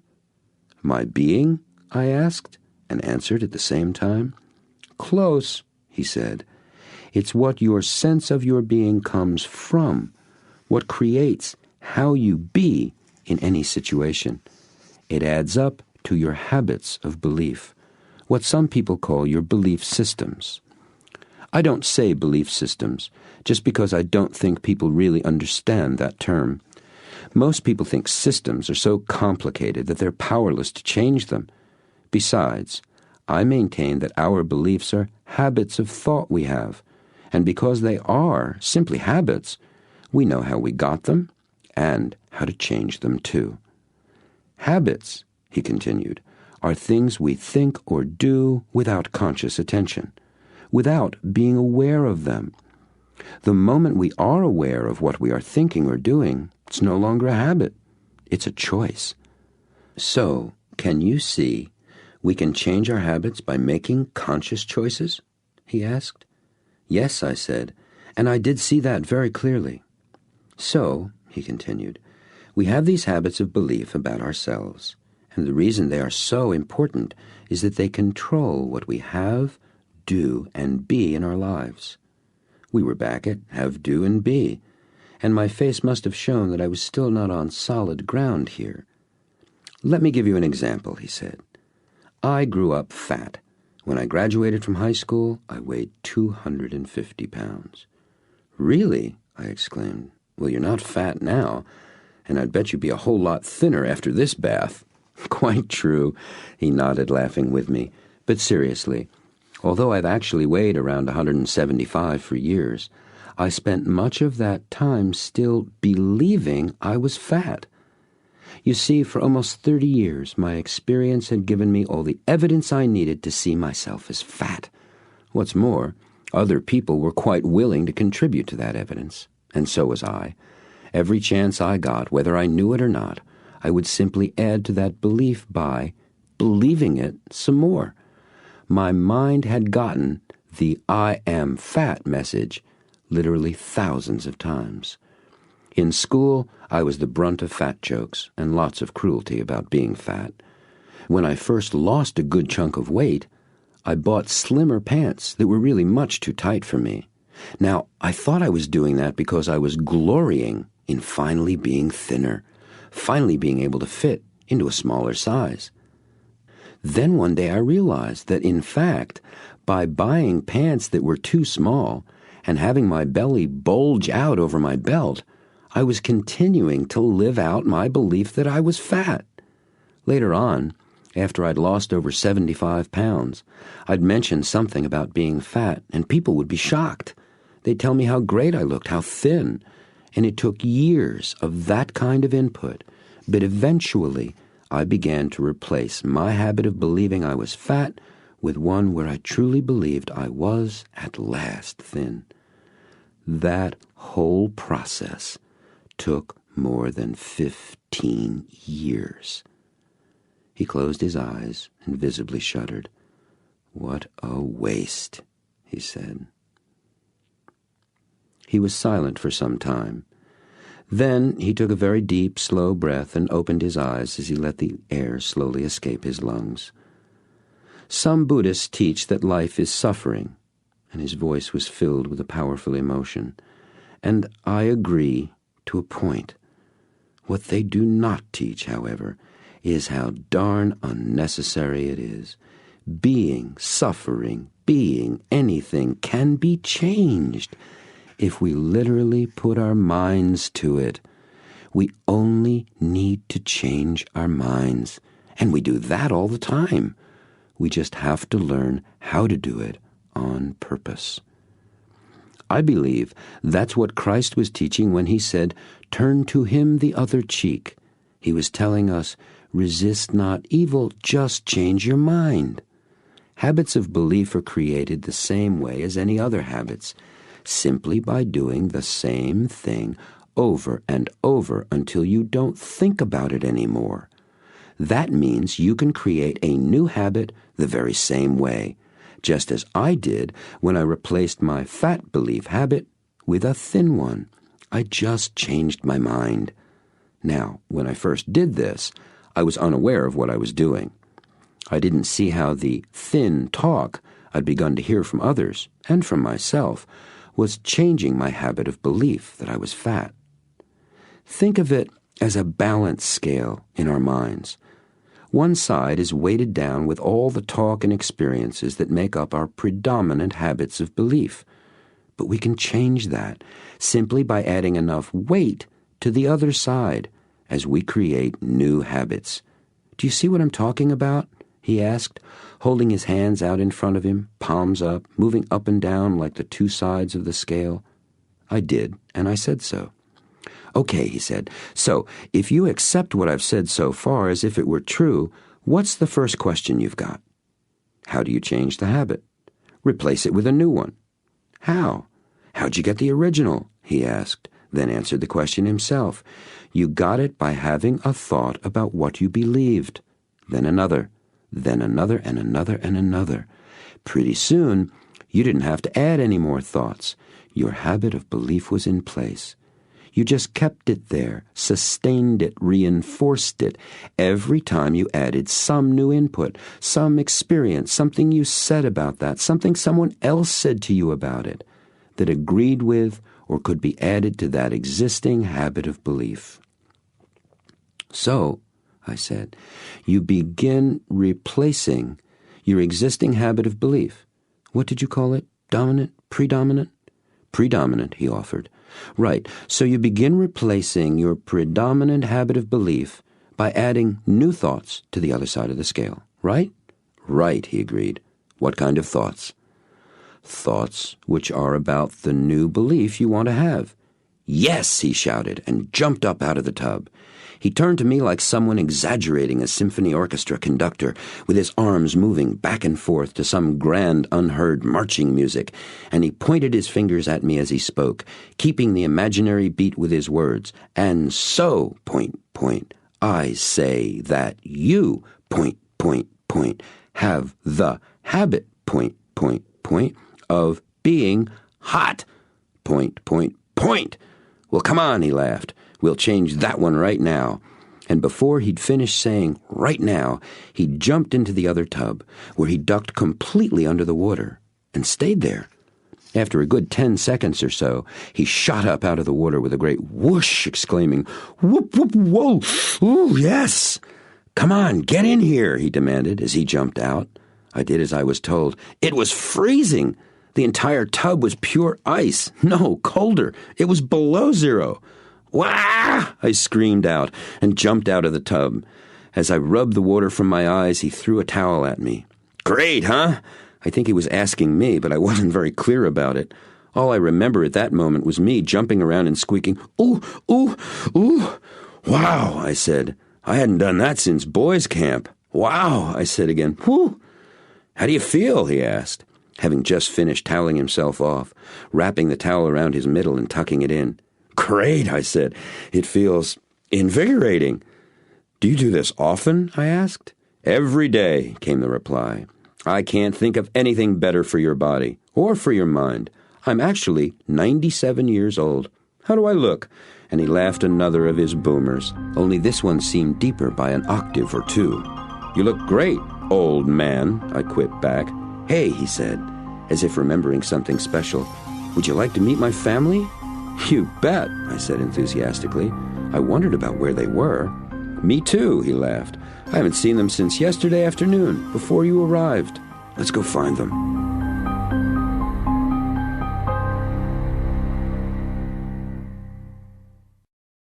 Chapter 9. Housekeeper Master.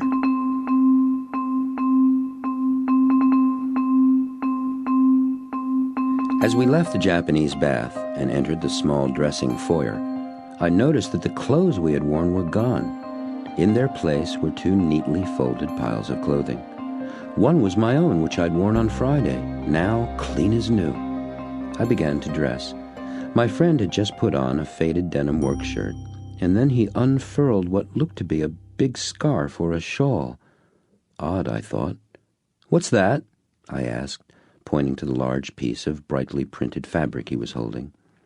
"It's a sarong," he said. "They wear them in Thailand and tropical islands like Java and Bali." "It's beautiful," I commented. "Thanks," he said. "They are the single most comfortable garment in the world," he added. "Want to try one?" Sure," I said, a little hesitantly. "How do you wear it?" He walked over to some drawers that were built into the wall and pulled out a bright blue bolt of cloth with a white and dark blue embroidered border. "You're a blue person, aren't you?" he asked. "Am I?" I replied with some curiosity. "Your clothes," he said, pointing to my pile on the bench, "are all blue." They were. I was a blue person, all right. He showed me two different ways of tying the sarong. I chose the one I liked best, which was different than the way he had his. He just pulled his around himself and tied a knot in the front. The way I wore mine seemed more, well, conservative, more formal. Following his careful instructions, I wrapped it around me once, held the two ends off to the side, pinched the two sides of cloth where they were closest to my body tight together, made a couple of back and forth folds, tucked them back into the whole thing, and folded the waist down all around. I can't imagine that anyone would understand all of this based on that description. It's one of those things like tying a necktie that you've got to do yourself to get how it works. As we were walking back through the house, I asked, "How did our clothes get there? I didn't hear anybody come in." "Probably Rachel, that's my wife, but it could have been Rebecca, that's my daughter, or Kazuko, she's the woman who takes care of us." "Kazuko," I repeated the name just to hear myself say it. "That's Japanese, too." "Yes," he laughed. "You've noticed my love for things Japanese." "Kazuko-san is a joy, but she's a very difficult woman," he said, and I couldn't tell whether he was serious or not. He must have noticed what I was thinking, because he added in mock protest, "It's true. You'll see." We walked into the living room with that marvelous MLMer Monet over the mantel, and he told me to sit, while he went over to a huge French country wardrobe kind of thing, spread the doors open wide, and did something I couldn't see. I guessed that was where his stereo was kept, as the music filled the room. Amazing, I thought. "Country music?" I asked. "A man of many tastes and talents," he answered. "Pop quiz. Who's singing?" he asked me.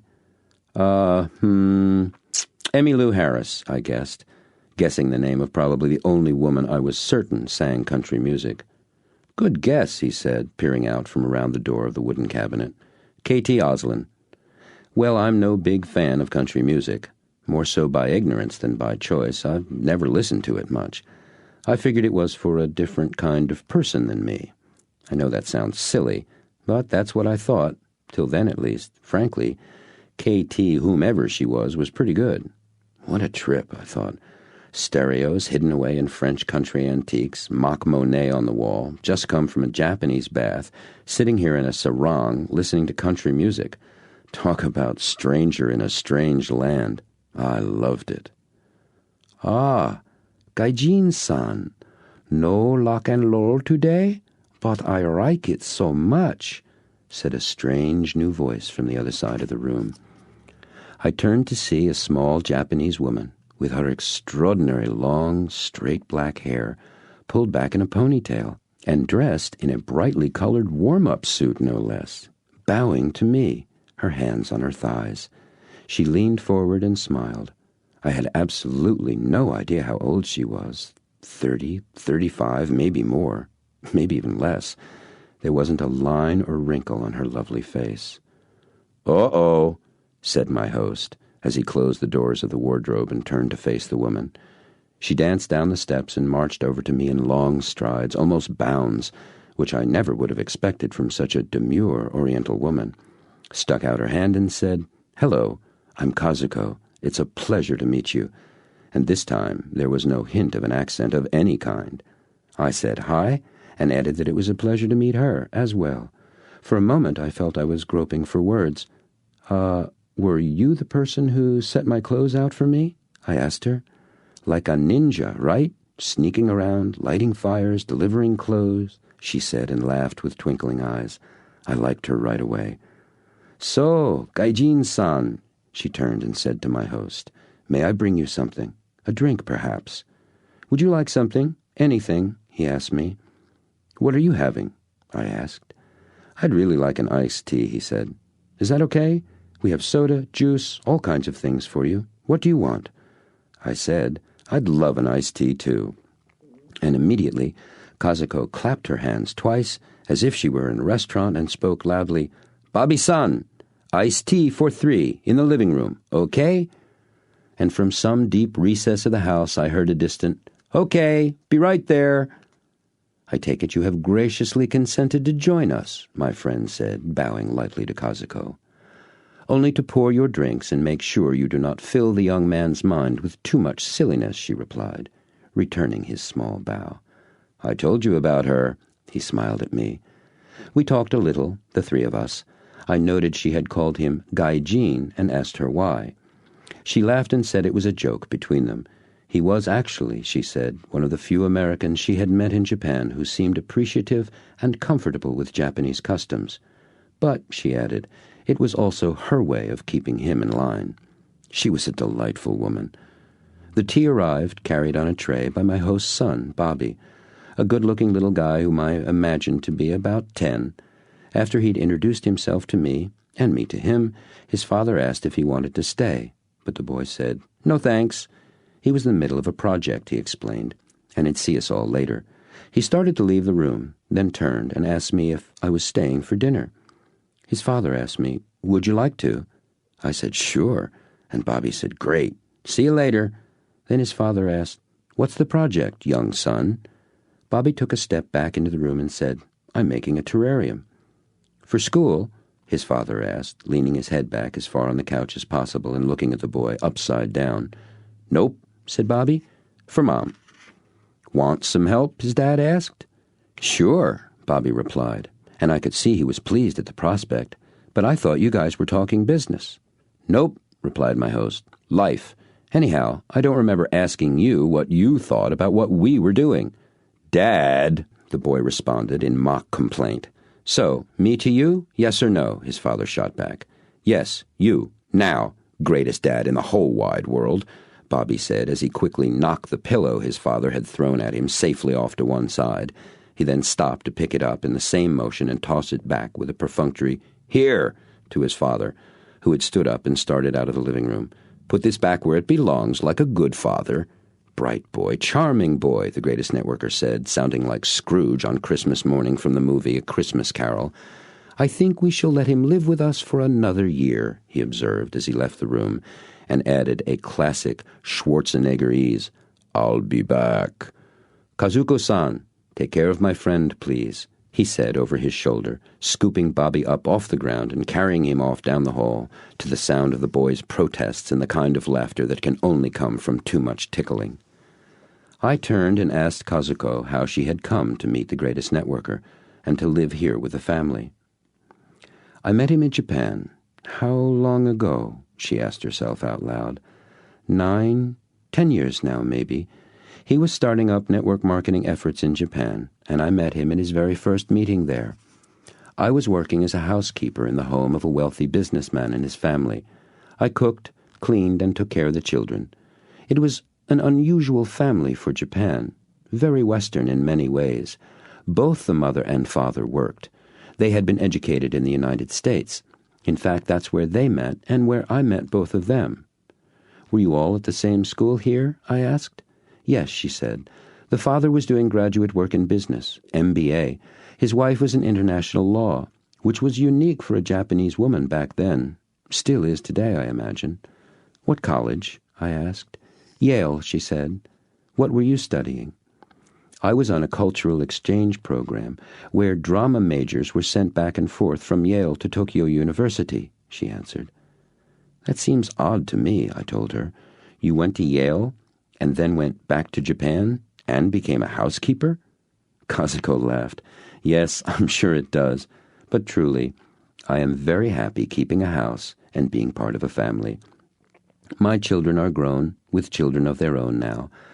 I hope she didn't notice the expression of shock that must have darted over my face at that revelation. "And I am very devoted to this family. I've adopted them." "Kazuko, may I ask, how old are you?" I offered tentatively. 56, she said. I told her I found that very hard to believe. She smiled and thanked me for my charm and good manners. We continued to talk, I have no idea for how long. She was one of the easiest people I had ever spoken with, so natural, so effortless to talk to. She told me about when the greatest networker first came to Japan, about that first opportunity meeting, and how very excited she had been at the prospect of working with him. She'd learned about network marketing while in the United States, she said, and had always thought it was a perfect business for Japanese people. Other companies had come to Japan from America before, but most of them hadn't made the kinds of changes and adjustments in the products, how they were positioned, packaged, and presented, or in the business opportunity that would reflect the unique needs and wants of the Japanese. But his company was different. He had done his homework. She told me that first meeting had lasted for 6 hours. The formal presentation had lasted only about an hour and a half, but everyone had stayed asking questions about network marketing, about how it was done in America, and about how the greatest networker thought it could best be done in Japan. Kazuko told me that the meeting had turned into a seminar on network marketing, that my new friend had simply answered every question they asked, and that he had showed and told them all of his ideas about how the business worked best. There were a number of people there who were already involved with other networking companies, and he'd help them too, showing them new ways to offer their products and build their businesses. People were amazed, she said. They had never met someone who was so knowledgeable and so willing to share his secrets. A few people with other companies asked if they could sign up with him, but he actually discouraged them. He told them to stay with what they were doing and offered to help them wherever and however he could. It was a remarkable evening, she told me, and then she added, "It certainly changed my life." "How so?" I asked, thinking of how I felt about, was it just this past Thursday? It already seemed weeks ago.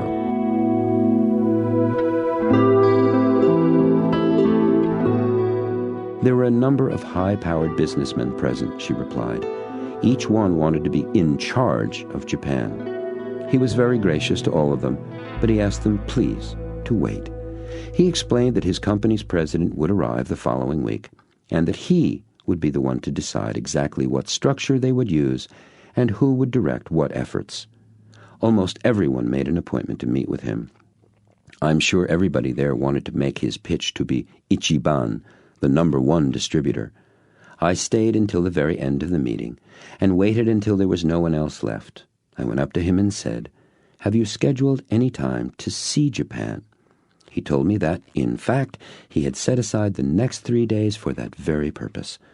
I asked if he would permit me to be his guide, and he said he'd love that. So, the next morning, bright and early, we met at his hotel for breakfast. It was a whirlwind tour. As she spoke, Kazuko actually seemed to re-experience some of the exhilaration as well as the exhaustion of the trip she was describing. She told me about all the places they'd visited, how he said he wanted to visit the Peace Park in Hiroshima, how moved he was when they did, and how deeply his emotions had touched her as well.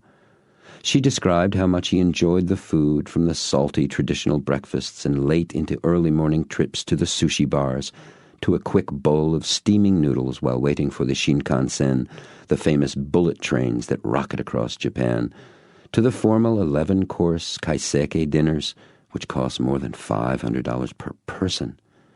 Kazuko told me that she'd never been so many places in her own country in such a short period of time, and that although it was very rushed, that they both had the most wonderful time.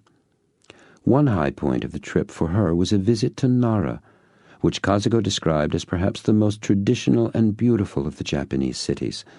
She told me that in Nara, you were more likely to see businessmen and women wearing kimono, the classic robe, and obi, sash, than anywhere else in modern Japan. They had stayed at the Nara Hotel in tatami rooms with rice straw floor mats and slept on futons, Japanese quilts, she explained, which were spread out in layers, one on another upon the floor.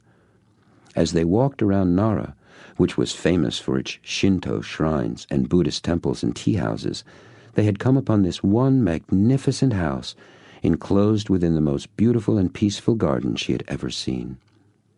Kazuko had told him that this was just the kind of house in which she'd always dreamed of living. She recalled how he asked if she'd like to buy the house, and how she'd scoffed at his question, saying she could never afford such a beautiful place. "I've had the same discussion with him about this place," I told her. "Ah, so?" she asked me. "Well, take good care with what you dream, my friend. I have lived in that house in Nara for 6 years now." I sat, staring at her for a long time. Finally, she broke the silence, saying, "Close your mouth now. Flies will go in."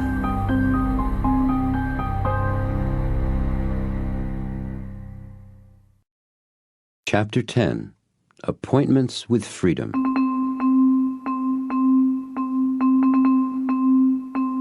I sat, still staring at the greatest networker's housekeeper, trying to grasp what she had just told me. She politely ignored my stare and continued with her recounting of my host's first visit to Japan. When they finally returned to Tokyo, she said, as they were sitting in his suite at the Imperial Hotel, he asked her what she would do to establish a network marketing business in Japan. Whom would she choose to direct the effort? With whom did she think and feel would she want to work? By whom would she want to be sponsored? It was so much more of a question that I could answer then, she told me. I knew that it was terribly important to him, but I honestly felt that any one of the businessmen at the meeting would be a fine choice, and I told him so. However, I was concerned that none of them had any network marketing experience. And he said that was really best anyway. That way, he explained, they wouldn't have to unlearn the business. It would be difficult enough to help them shed their conventional sales and marketing approaches without having to change what they thought they knew about networking, too. We talked for a number of hours, she told me. In fact, well into the next morning. We talked about what I thought would work best in Japan, about how Japanese people worked and lived, and what I thought they valued most and wanted most in their lives. I kept trying to get him to tell me what he thought, but he just wanted to know my answers. I know exactly what you mean, I told her.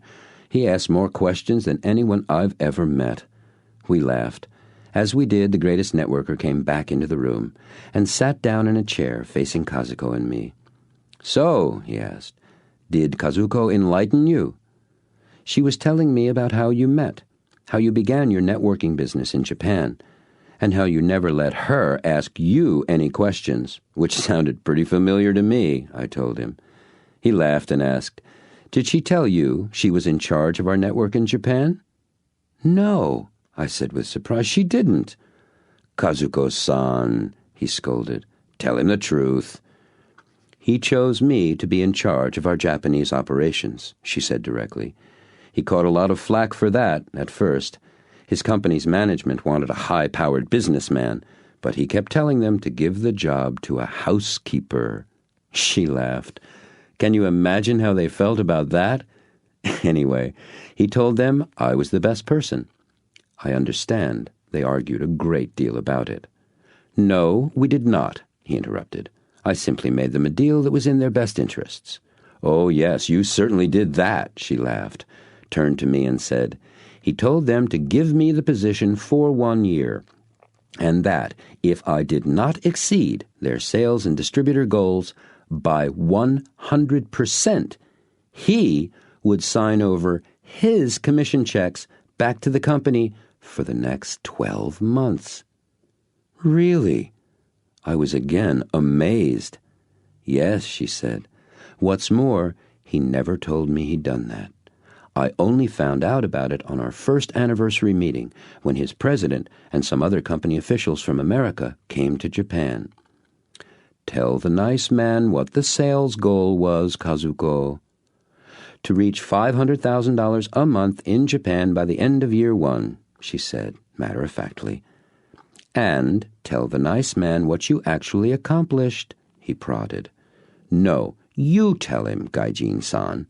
She threw it back to him, pretending displeasure. Our little housekeeper here, he informed me, was the fastest-growing, most successful distributor in the history of the company worldwide. Her group, which included all of Japan, did just under $11 million in total sales for their first year. Kazuko became a millionaire before the end of her second year in the business. Incredible, I gasped, and I must have looked very shocked indeed, because he pointed to my face, and they both burst out laughing. My friend, he said, leaning forward toward me, in this business you will only achieve what your habits of belief allow. I chose Kazuko because I saw that she believed anything was possible. She had no limitations in her paradigm for network marketing in Japan. She had none for herself either. She did not believe that it couldn't be done, and she refused to listen to anyone who told her otherwise. Ignorance is bliss, Kazuko added, smiling. It's true. I had been blessed with parents who raised me to believe I could do anything I wanted. anything I set my heart and mind to. And that was quite something for a Japanese woman to grow up with, believe me. Besides, she said, my dear friend here spent literally every waking hour of every day with me for almost 6 months to get our business started. All I did was follow him around, translate, and do what he taught me. That in itself was one of the most powerful lessons I learned. And now I've done that with all my key people, she added. How many leaders do you have? I asked her. 9 key leaders, she told me. Well, how many people have you sponsored, totally? I asked in surprise. Oh, 50 or so, she said. In 10 years? I asked, again, quite surprised by her answer. Yes, she responded, in 10 years. That's another thing my sensei here taught me. He told me that every highly successful network marketer he had ever met had earned the majority of his or her income from the sales generated by 2 to 5 individual distributor groups built by leadership distributors. He said to look for those 4 or 5 people, to ask all my new people right up front if they were committed to achieving that level of leadership and success. And he told me to focus my efforts on developing those men and women who had made that commitment. So I did. What about people who didn't want to make that kind of commitment? I asked her. I gave people what they wanted, she said. Remember, I'm a housekeeper. I take care of people. So I simply provided people the level of support and gave them the time and attention that was appropriate for where they were and what they wanted to accomplish. But I was very clear what I wanted. I wanted leaders who would duplicate themselves. I never made judgments about what prospects or new distributors wanted, Kazuko said. I asked them. And some of them did not want to build large networking organizations at first. I knew that for a number of those people, they simply didn't believe great success was possible for them. So I always worked on establishing habits of belief that supported them in becoming all they truly wanted to achieve. A number of my leaders today were people who had no idea they were capable of such things when they first began. Do you still sponsor people? I asked. Oh, yes, she answered, but not very often, and not usually directly. I help my people downline sponsor, and when I meet someone new and exciting, I match them up with one of my people with whom they'll enjoy working the most. Well, I sat back even deeper into the couch. I'd heard all of this before, read it in books and interviews in networking publications, but I'd never sat face to face with someone who'd actually done it. My habits of belief were getting a real stretching lesson here. Kazuko, I asked, I'm sure you're able to retire by now. Why do you keep working your network marketing business?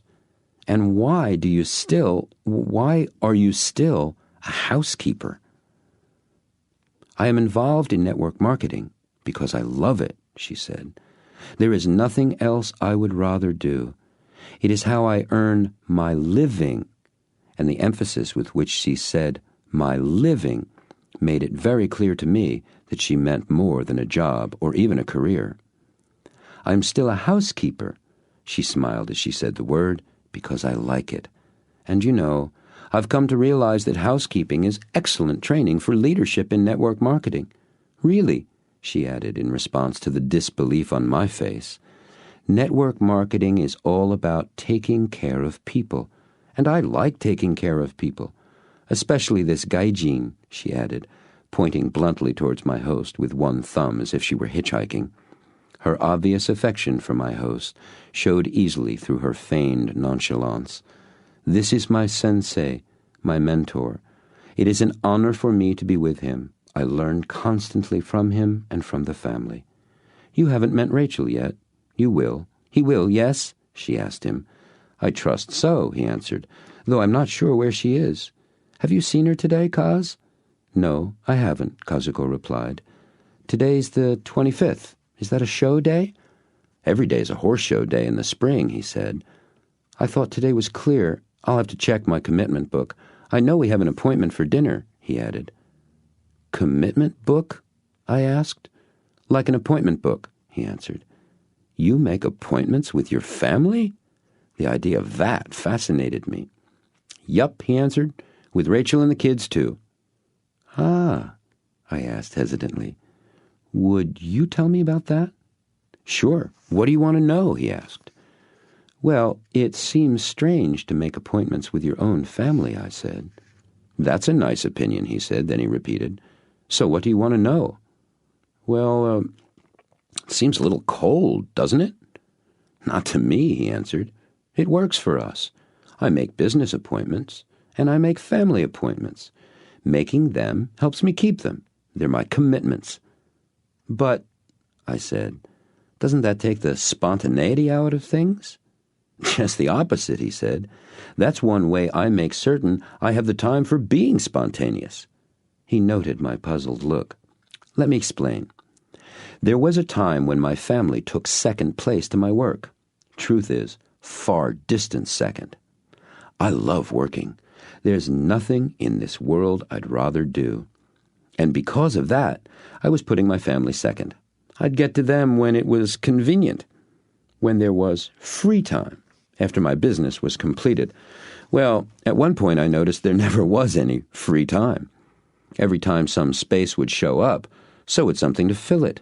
I had my life all scheduled, and no time for them. And no time for myself, for that matter. So, I asked, what's missing? What did I need to do to make the time I wanted to be with my family, and to do the things I wanted to do for myself as well? 2 things were missing, he said. The first was simple, making a commitment and keeping it. I knew I could do that. I was making business commitments and keeping them darn near every one of them. It seemed a simple matter to me, not necessarily easy, but simple. If I could do that with my business, there was no reason I couldn't do it with every other area of my life. So I started making appointments for specific times to be with Rachel and the kids. I told them what I was doing and why, and they agreed to help me keep the appointments I made with them, because we all saw them as commitments now, not just appointments. I made dates with Rachel, dinner dates, dates to watch videos after the kids went to sleep. We even scheduled a couple of weekend seminars at local hotels. I'll let you figure out what the subject matter was. Rachel and I scheduled 30 minutes every day at 9 in the morning to talk with each other about what was happening in our work and lives. When either of us was traveling, we did it over the phone. I made appointments with Bobby, too. I hired him as my fun coach because I saw that fun was missing in my life as well. You know, all work and no play. Bobby'd take me out and play ball, which is how I became a t-ball coach, by the way. We'd go for walks, have adventures. I just let him be the coach and show me what to do. Rebecca was a bit more difficult at first. Her only suggestion, outside of horses, was to have me go shopping with her. Dad as wallet. Well, I'd already mastered that one, so we stuck with the horses. I hadn't ridden in, he closed his eyes, thinking, almost 20 years, and then only in a Western saddle. She taught me English-style riding. She taught me to jump, too. It's great. She's a wonderful teacher, and now I have 2 lessons a week with her, Dad as student, client, and paying customer. The question of cold or spontaneous never occurs to me. What's important is, does this way of doing things empower me and empower my family? And it has for years. So I conclude it works. It may not work for you. No, I protested, I understand. It really sounds like a great way to make sure you balance those 2 areas of your life. I want to try it. You know, I added, keeping a commitment book like that and including appointments with your family is kind of like creating a habit of belief, isn't it? Bright boy, charming boy, the greatest networker said, just as he had done earlier with Bobby, and sounding again like the transformed Scrooge. Can we finish our talk about habits? I asked. Let's, he said, leaning forward, and rubbed his hands quickly back and forth with a smile. But first, remember I said there were 2 things I found which were missing in my being able to spend time in my life where I really wanted. Yes, you did, I agreed. Making and keeping your commitments was one. What's the other? As soon as I began to honor my commitments, what showed up immediately was how little freedom I had with my job to make new ones. He spoke slowly, and with emphasis, as if treating a very serious topic, which I immediately realized he was. I thought I was a big deal, six-figure salary, all the benefits, called the shots. After all, I owned my own business. I was the boss. Wrong. To tell the truth, I was shocked when I saw how little freedom I actually had. He stood straight up, spread his arms as if drawing a weighty conclusion for a college seminar. Time was what was missing most, and I knew the only way to have more of it was to create my life and my work with more time to do what I wanted. And that's where network marketing entered the picture, I guessed. And that's where network marketing entered the picture. He nodded in assent. I'd known about network marketing for years. I thought it was interesting, possibly even very powerful, but I didn't really understand it. I had too much baggage from being a conventional marketing man to see what the possibilities were. You could say, and you'd be right, that my habits of belief didn't permit me to see myself being successful in network marketing. So, what did you do? I asked, fascinated. Well, I knew I'd have to unlearn lots, and I knew that would be hard for me. I can be pretty stubborn. I'll say, Kazuko chimed in. He made a face at her and continued, letting out a deep breath as he spoke. So, I selected a company with a superb reputation, one which had been around long enough for the unique ups and downs of this business to make them strong, which had solid management with field experience, an excellent product line consumers loved once they tried it and would continue to use forever, so there was real residual income, and the very best sponsor I could find. In fact, the sponsor I wanted, he continued dramatically, was the greatest networker in the world. Whoa, I exclaimed. Wait a minute. I thought you were the greatest networker in the world. Yes, some people say that, he admitted. But if that's true, what does that make the person who taught me everything I know about this business? I see, I said, unconvincingly. I didn't see. This Hitchcockian twist had my mind spinning more than a little. I actually sat there stunned. There's an even greater networker than he is? I looked over at him and then at Kazuko, and they just sat there grinning, like two kids just barely keeping a secret. No answers there. Okay, I said, expecting to say more, but nothing came to mind or mouth. Come on, he said, standing up and rescuing me. Let's go find my sponsor. It's her, I thought. It's got to be his wife, Rachel. This is amazing, I announced to myself out loud as I followed him and Kazuko out of the room and out of the house.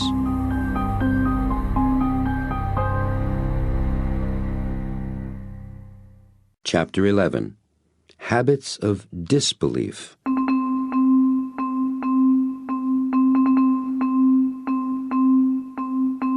We walked across the flagstone parking area in front of the house, past his office study and on down to the horse barn.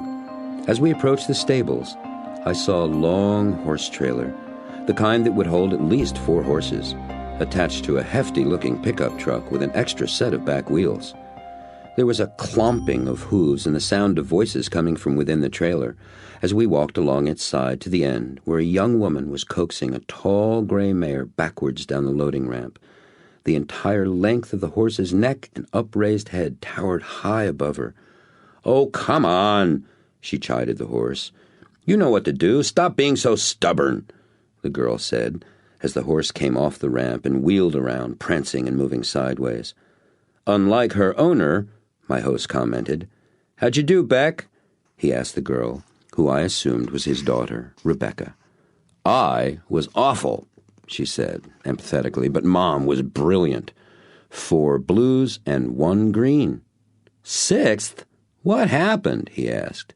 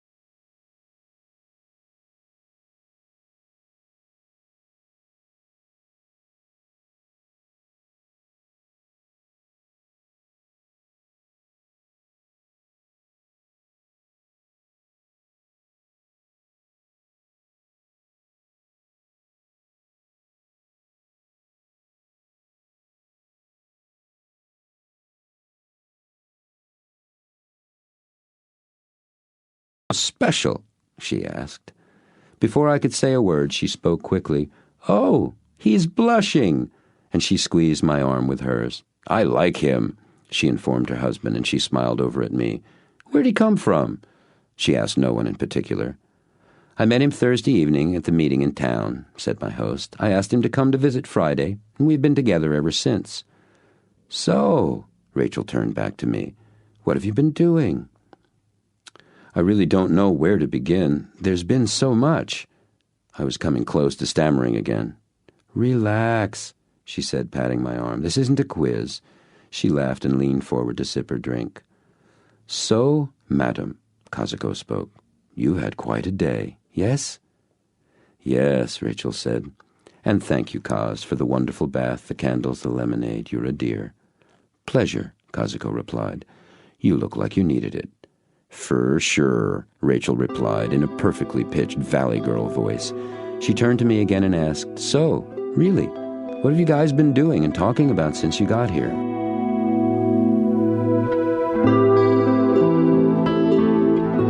I tried my best to report on all the things we had said and done.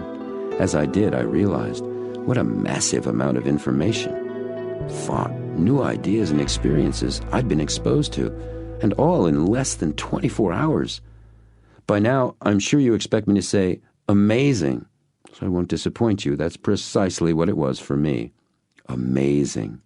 "Well," declared Rachel, when I'd finished cataloging all I'd seen, heard, and done, "seems we've all had a pretty full day.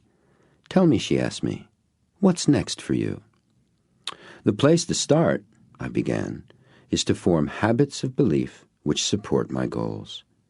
"Bright boy, charming boy," she said to her husband. "I've told him so," he agreed. "Quick study, too."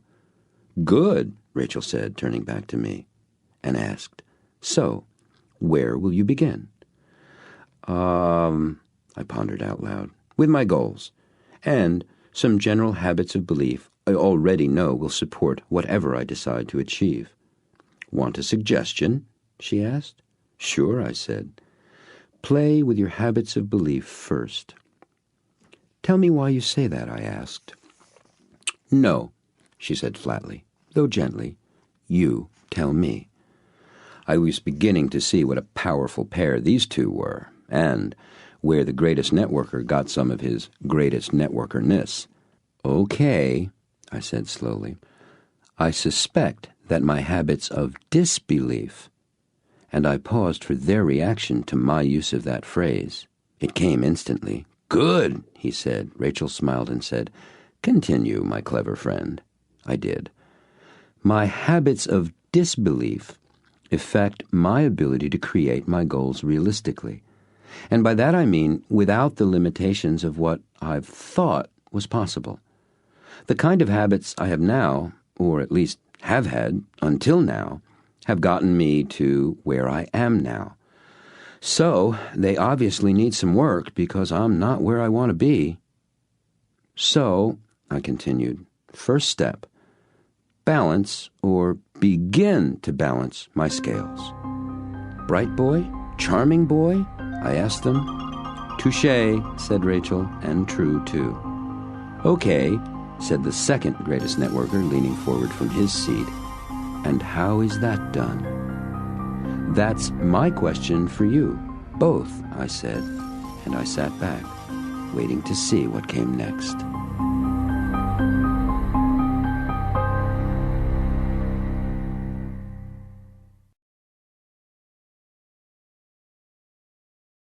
Chapter 12. Pictures of Belief.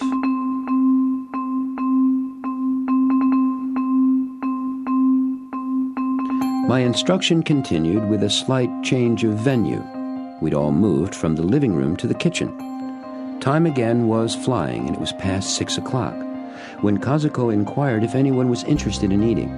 The unanimous yes sent Rebecca off to look for Bobby, and Rachel to change her clothes, while the rest of us went in to prepare dinner.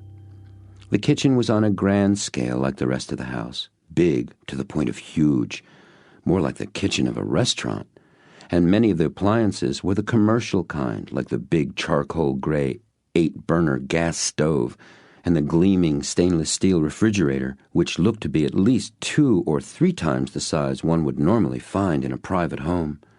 Still in all, this room, too, held a genuine warmth. Clearly, this was the center of their home. I could tell that more living was done here in the kitchen than in the living room, or in any other part of the house for that matter. Everyone took part in the preparations. I was enrolled in slicing vegetables, expertly directed by Rebecca, who explained in great detail how carrots were best cut on a diagonal to provide them with the fullest spectrum of both flavor and essential energy. Yin and yang, Kazuko injected into my lesson. This way we get the most from the carrot, because this way of cutting it provides the greatest balance of the vegetable's natural life force. Heaven and earth together, Rebecca interjected. So now I'm really going to get a taste of philosophy? I mused out loud, and they all laughed with me. We were all working around an island in the center of the kitchen. Its top was a giant slab of dark butcher's block stripes of what I learned was teak wood. At one end was a double sink where all the vegetables and fish, shrimp and clams, some kind of thin fillets of pale, almost translucent fish, scallops, and, yes, it was, lobster, that were being used for dinner, were all washed thoroughly. Above the island were a tremendous variety of shapes and sizes and colors of pots and pans hanging from a strong wrought iron affair which was suspended from the high ceiling. And the whole contraption was covered with tiny white twinkle lights. It was always Christmas in this kitchen. Our completed preparations for dinner amounted to 4 big platters. 3 were covered with assorted sliced vegetables, carrots, squash, Chinese cabbage, leeks, scallions, broccoli, green and red bell peppers, pea pods, and tiny miniature ears of corn. The other was a sumptuous array of fish and seafood, and each platter was arranged as if it were going to be photographed for a magazine like Food and Wine. We all stood there gazing at this marvelous array, until I could no longer contain myself and asked, "Now what?" "Nabe!" exclaimed Bobby. "What's a nabe?" I asked. Rachel described what's called the traditional one-pot cooking of Japan, where everything is cooked right in front of you at the dinner table in one pot. The assembled diners sit around this boiling pot of clear soup, heated from beneath by a portable gas burner, she told me, and select what they want to eat from the platters of vegetables, fish, and shellfish. They put it in the pot and take it back out when it's cooked. There are usually bowls of rice and a series of sauces in which to dip the food, too. Kazuko explained that in Japan, nabe was a dish eaten mostly in the winter and fall, but she told me since the members of this family were only country samurai, it was permissible to have nabe any time. We ate at a wonderful old wooden table tucked comfortably into an alcove in the L-shaped kitchen.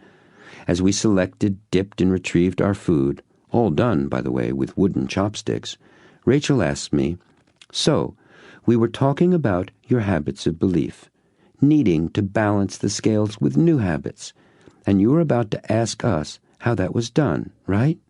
"Yes," I said. "Well," Rachel replied, "I'd like to hear what you would do first." "Okay," I said, by now not at all surprised that the issue had been promptly dropped back in my lap. "I'd go back to that movie of my life that your husband did with me. Do you know the exercise?" I asked her. "She does," my host spoke up. "She taught it to me." "Oh," I laughed, "I see." "So," I continued, "I'd take some of the scenes from that movie and build beliefs, new, positive habits of belief around them." "Great," Rachel said. "Tell me about a couple. Tell me one habit of belief you have now, and what new one you'd replace it with from your movie." "Well," I thought out loud, "I believe that I cannot speak in front of a group. I mean, I can, obviously, but I don't like to, and I'm not very good at it. But in my movie, I was up on stage, and I had the audience responding to me just like I was a first-class speaker." "Good," Rachel said. "Describe what that's like. Give me the details. What's it like for you being a first-class speaker?" I did my best to comply with Rachel's request. I was hesitant at first. It was awkward. because it seemed like, well, a lie. She noticed my difficulty and asked me what was going on, and I told her how foolish it all sounded. "I understand," she said. "It's probably going to be like that at first. Just know that because of all the old habits you've formed over the years, these new ideas and images may seem silly to you now. After all, you know you're not a polished speaker, so the very idea of saying or believing you are something you are not seems ridiculous." "But I can see," I interrupted, "that it's the way to go. I mean, I know what's going on here is I've got one old habit rejecting a new one. It's kind of like the old habit is fighting for its life a bit." "Very good," Rachel said, and I could see she was genuinely pleased. "Charming boy," her husband added. Go on," she encouraged. "Well," I said, and sighed deeply, closing my eyes to bring to mind the image of me standing on the stage in front of that applauding crowd. I was shaken out of my imagination by Rachel's hand on my arm, and her gentle yet insistent, "What were you doing just now?" "Well," I told her, "I was bringing up the picture of that scene from my movie and looking at it, remembering what it was like, what they looked like, how I felt, the sound of their applause." "Terrific!" she exclaimed. "Why so terrific?" I inquired. "Because what you just did, remembering that picture in your mind, is exactly the process you use to alter any habit of belief you have on any subject, anywhere, any time. Even though these pictures are imagined, your mind accepts them as if they were real, as if they were actual experiences you had and were simply remembering. See," she continued, "you're balancing the scales, adding new images, new pictures of your new beliefs. Your mind works in geometric progression, too. It just keeps multiplying the number of times you remember or relive the experience. And in no time, the scales will begin to swing the other way. In fact, they already have. Once they start to pick up some momentum, even just a little, swinging in a new and opposite positive direction, you'll change your actions in direct proportion to those changing scales, to your changing habits of belief. Do you see what I'm saying?"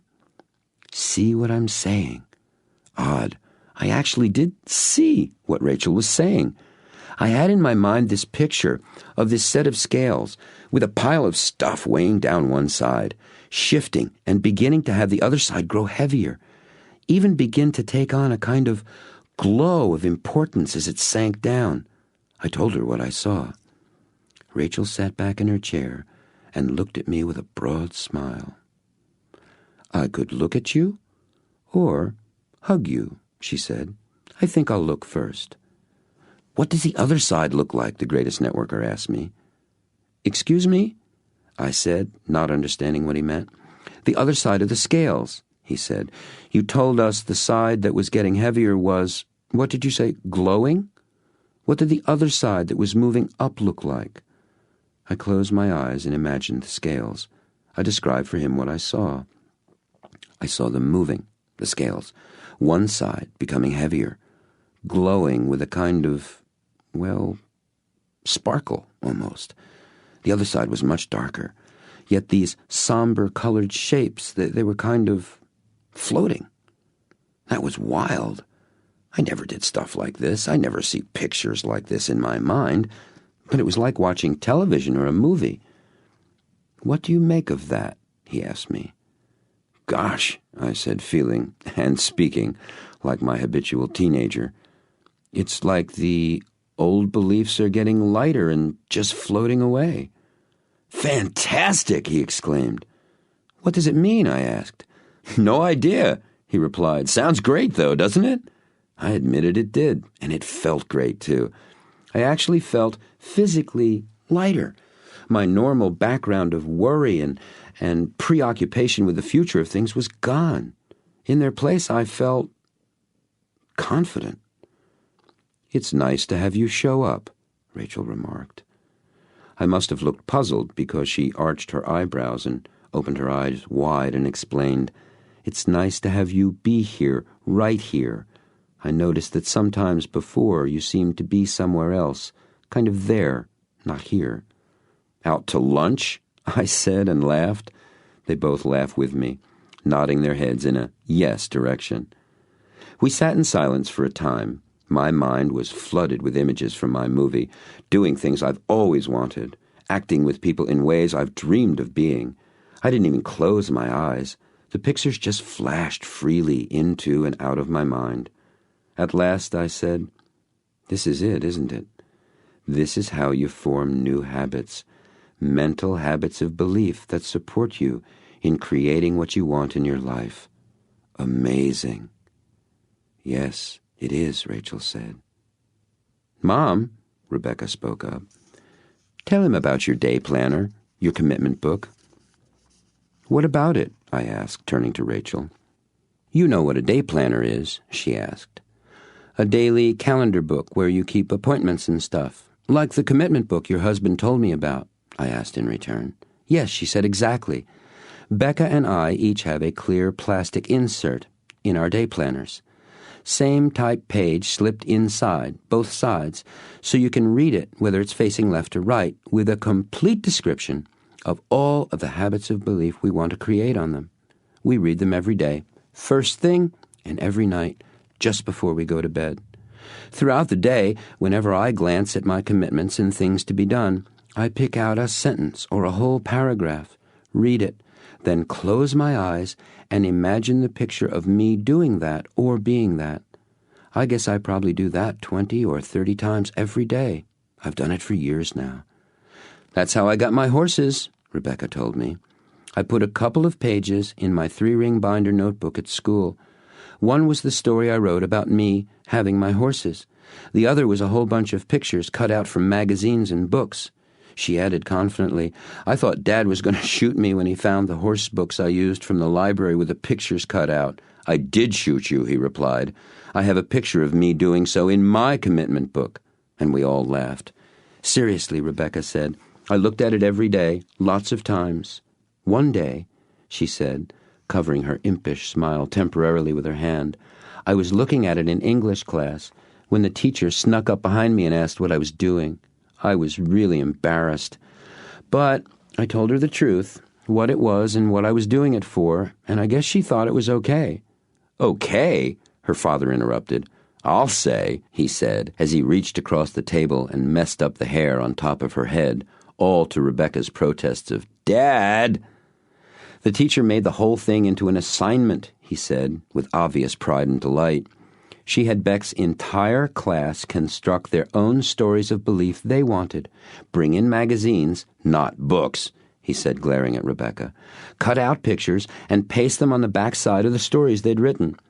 She even made a requirement that they all include in their stories and pictures getting an A in English that term. No kidding." "Did they?" I asked Rebecca. "Yes," she replied, shyly looking down for a moment. "The whole class? Everyone?" I asked in disbelief.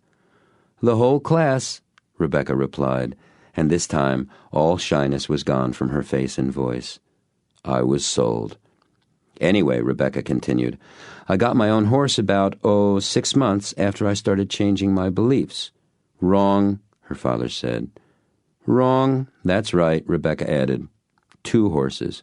"Oh, come on," I said, astonished. "True," Rachel told me.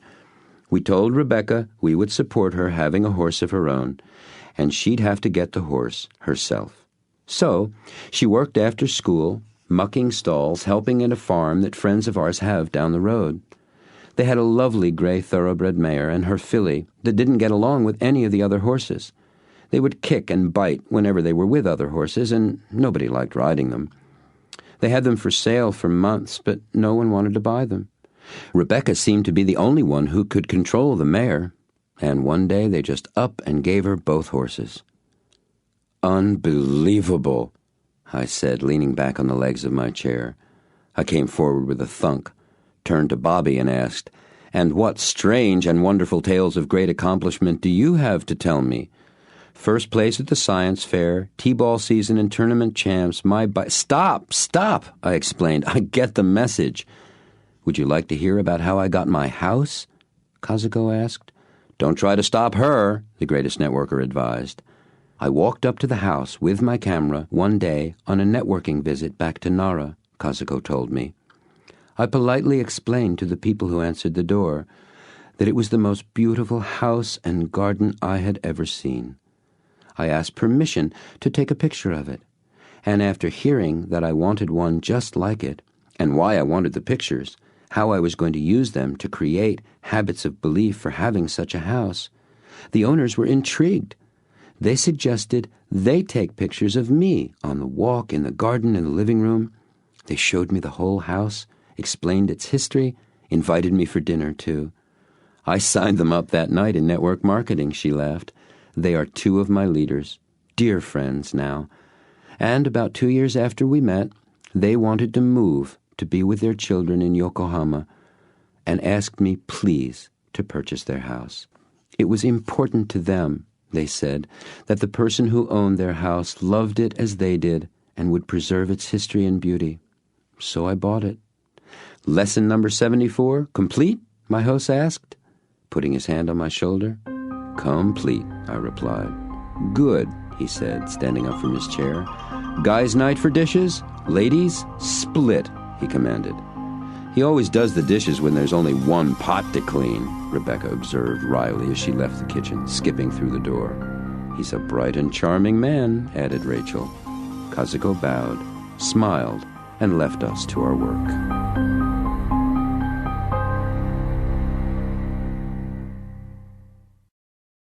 Chapter 13. Teaching Teachers.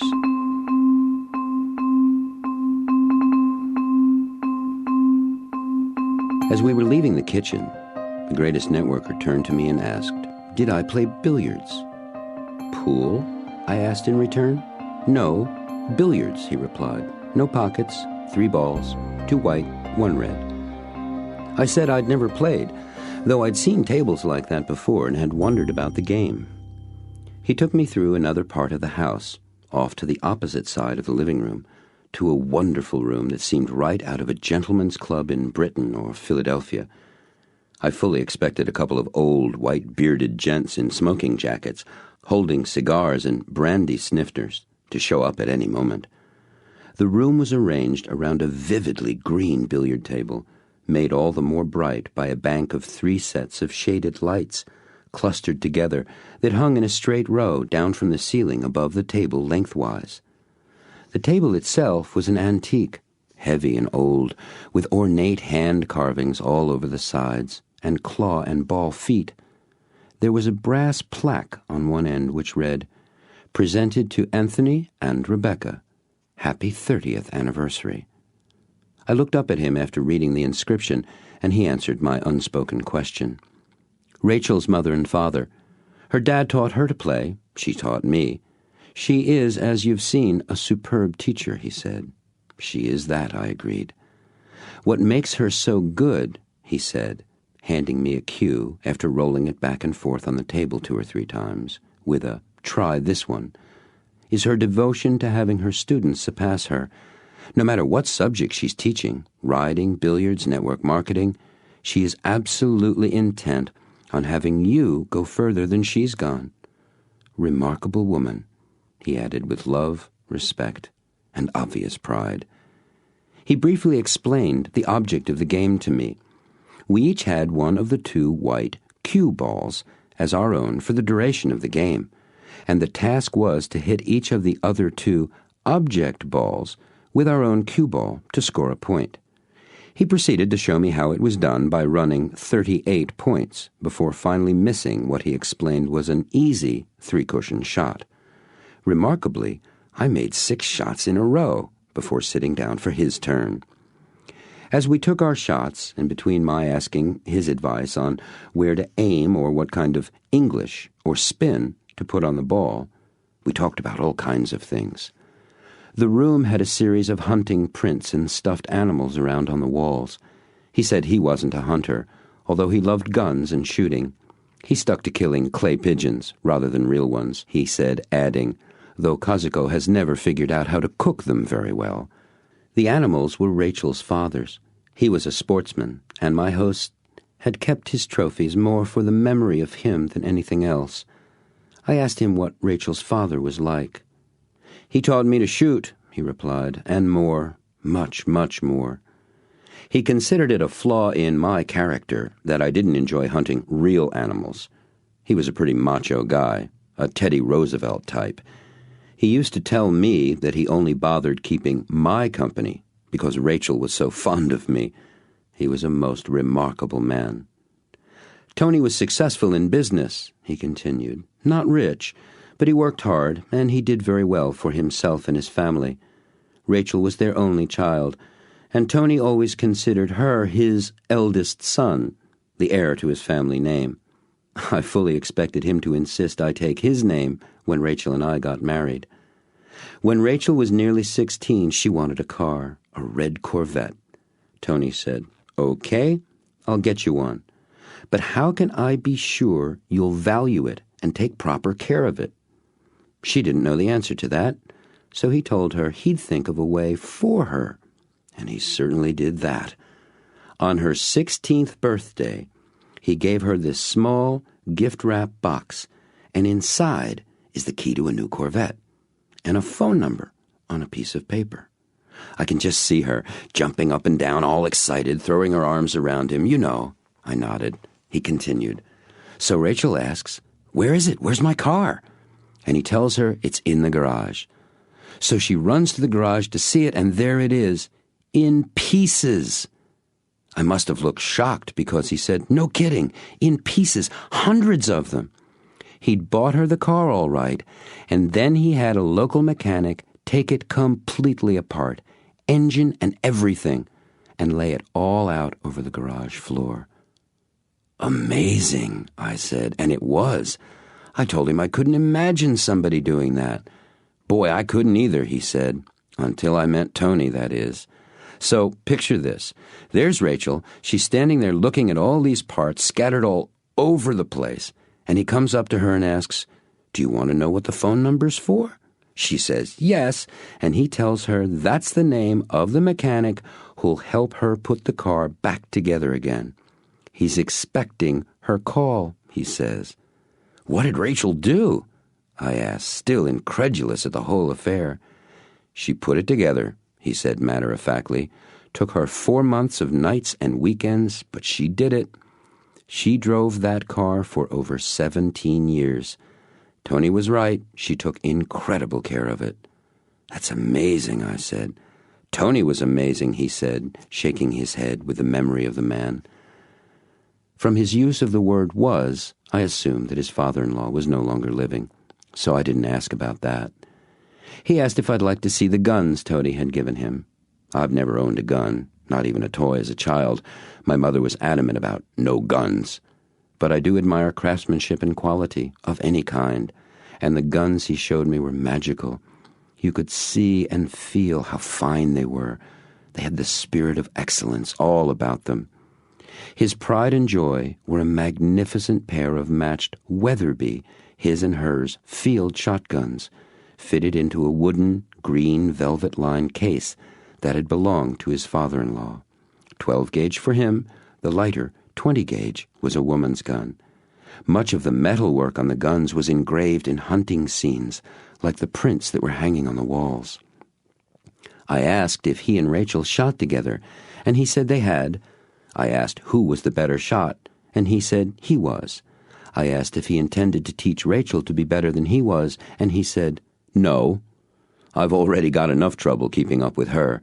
Besides, if Tony didn't teach her to be a crack shot, you can be sure she wasn't all that interested. So I'll get to keep being a better shot all for myself, at least for a little while longer." He laughed and then promptly missed a truly easy billiard shot. "Whoops," he said. "I think Tony's trying to tell me something."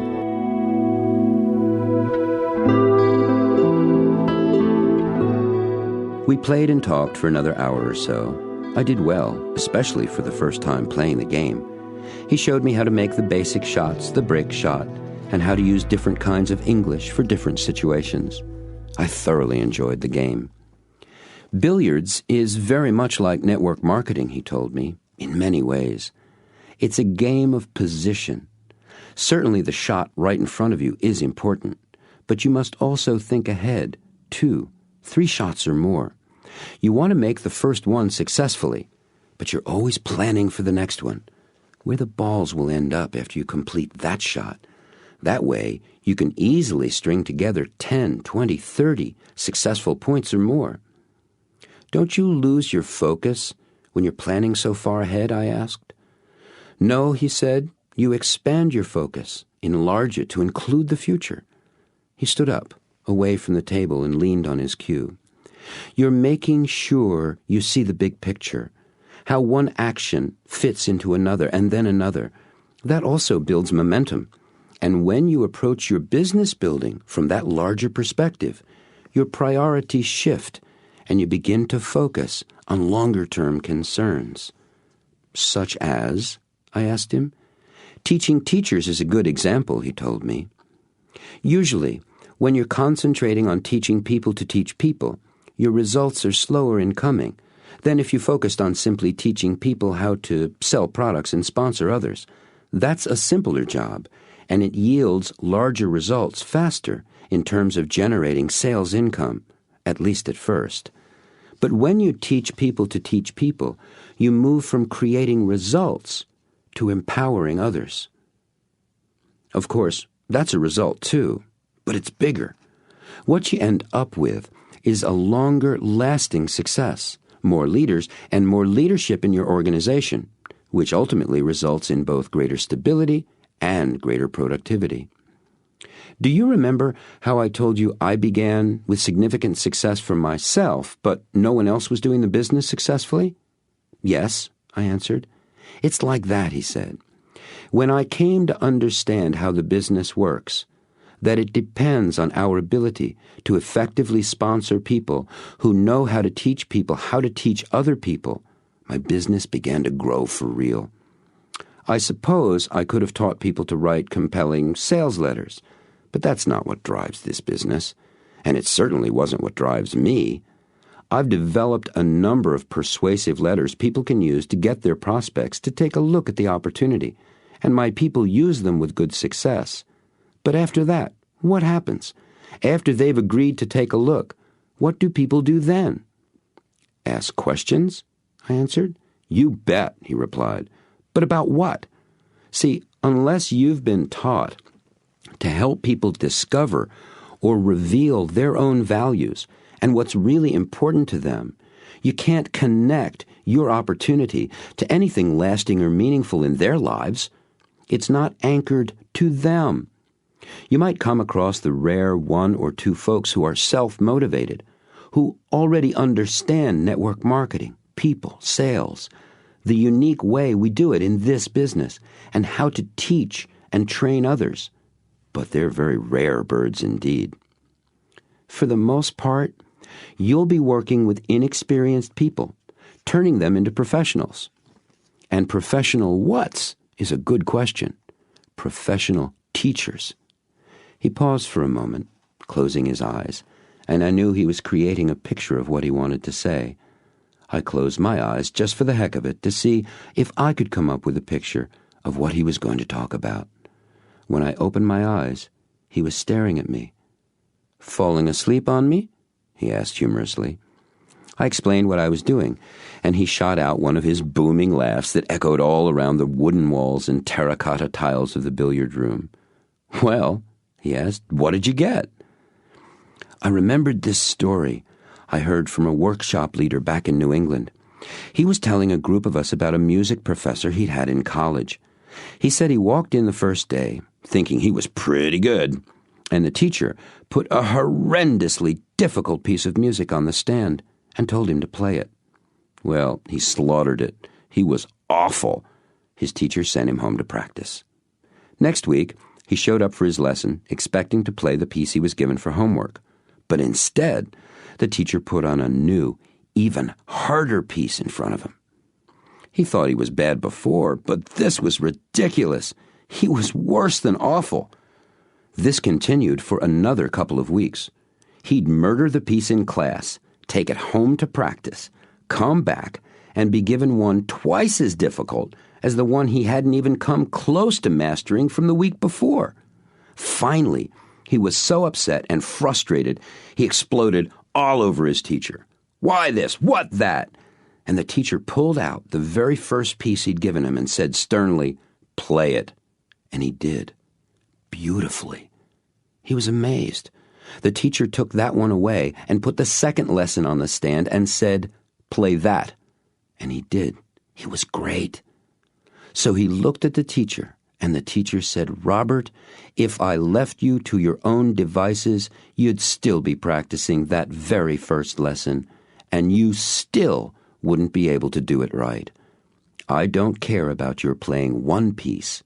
I care about your playing." "That's what I got," I said.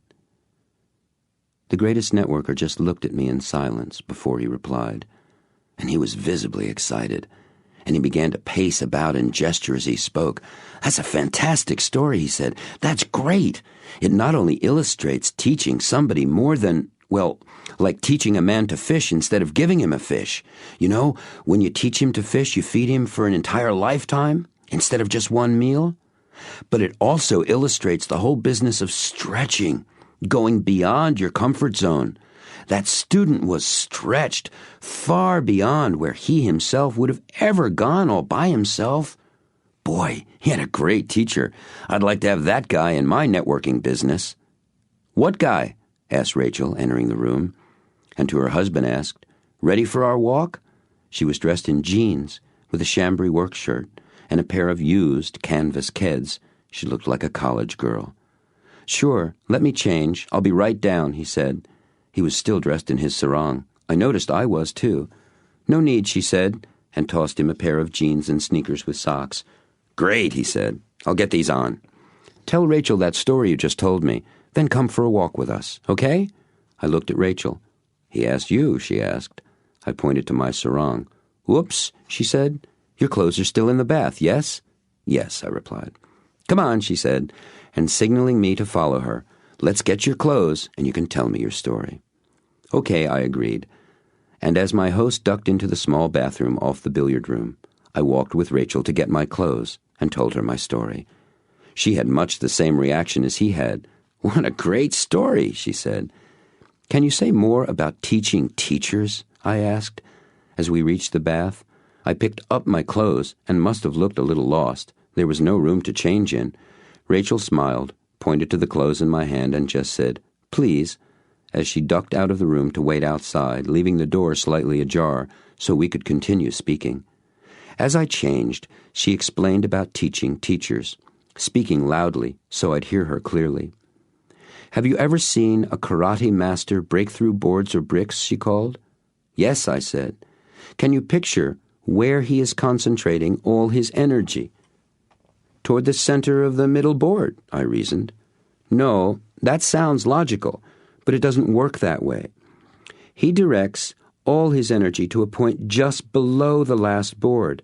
That's where the focus is, the goal.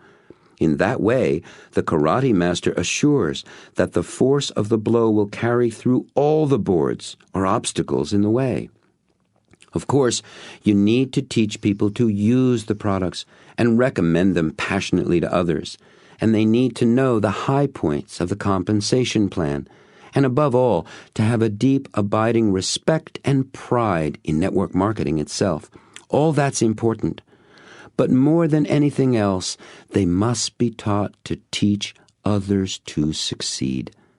I stepped out, now dressed, and her voice dropped to normal volume as I appeared. That's the selfless quality most every leader in our business possesses. Do you know what I mean when I say, "take a stand for someone or something?" she asked. "I think so," I told her. "Taking a stand is like, well, stand by your man." How's that for someone who doesn't know anything about country music? Rachel laughed. "Very good," she said. "That's what I mean. It's like sticking up for someone, like the Queen's champion in days of old when knights were bold. In our business, you take a stand for the people you sponsor. You champion them and their success. The shortest and most direct way of doing that is to teach them to teach others." Well, truth is, she added, you teach them to champion others, to take a stand for their people. That's what the professor in your story did for his student. He took a stand for what was best in his student.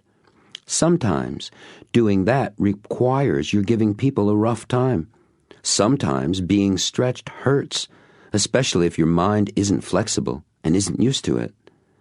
That's another benefit of working on your habits of belief. You get used to stretching on purpose. It makes you mentally flexible, she said. And we had reached the front door, where her husband was waiting for us.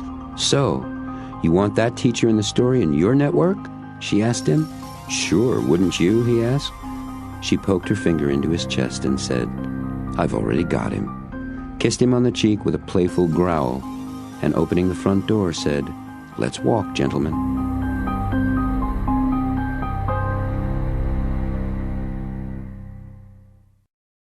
Chapter 14. What's your next step?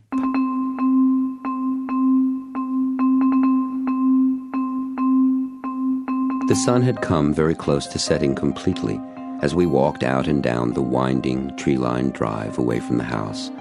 It was a warm evening. The trees' new leaves shimmered as their tops and branches rocked, dancing gently in the welcome breeze. We didn't speak for a long time, the only sound being that of our sneakered footsteps on the blacktop drive. I was again reflecting on all I had done and seen and heard in the last 2 days. 2 days! It was a week's worth. No, more. I looked over at them, walking hand in hand together. They were quite the couple. Handsome, beautiful, powerful, successful, and yet so real, so wonderfully human. All I wanted to be. I suddenly felt an urge to be with my wife, Kathy, and the kids. Boy, I'd cheated them, I thought.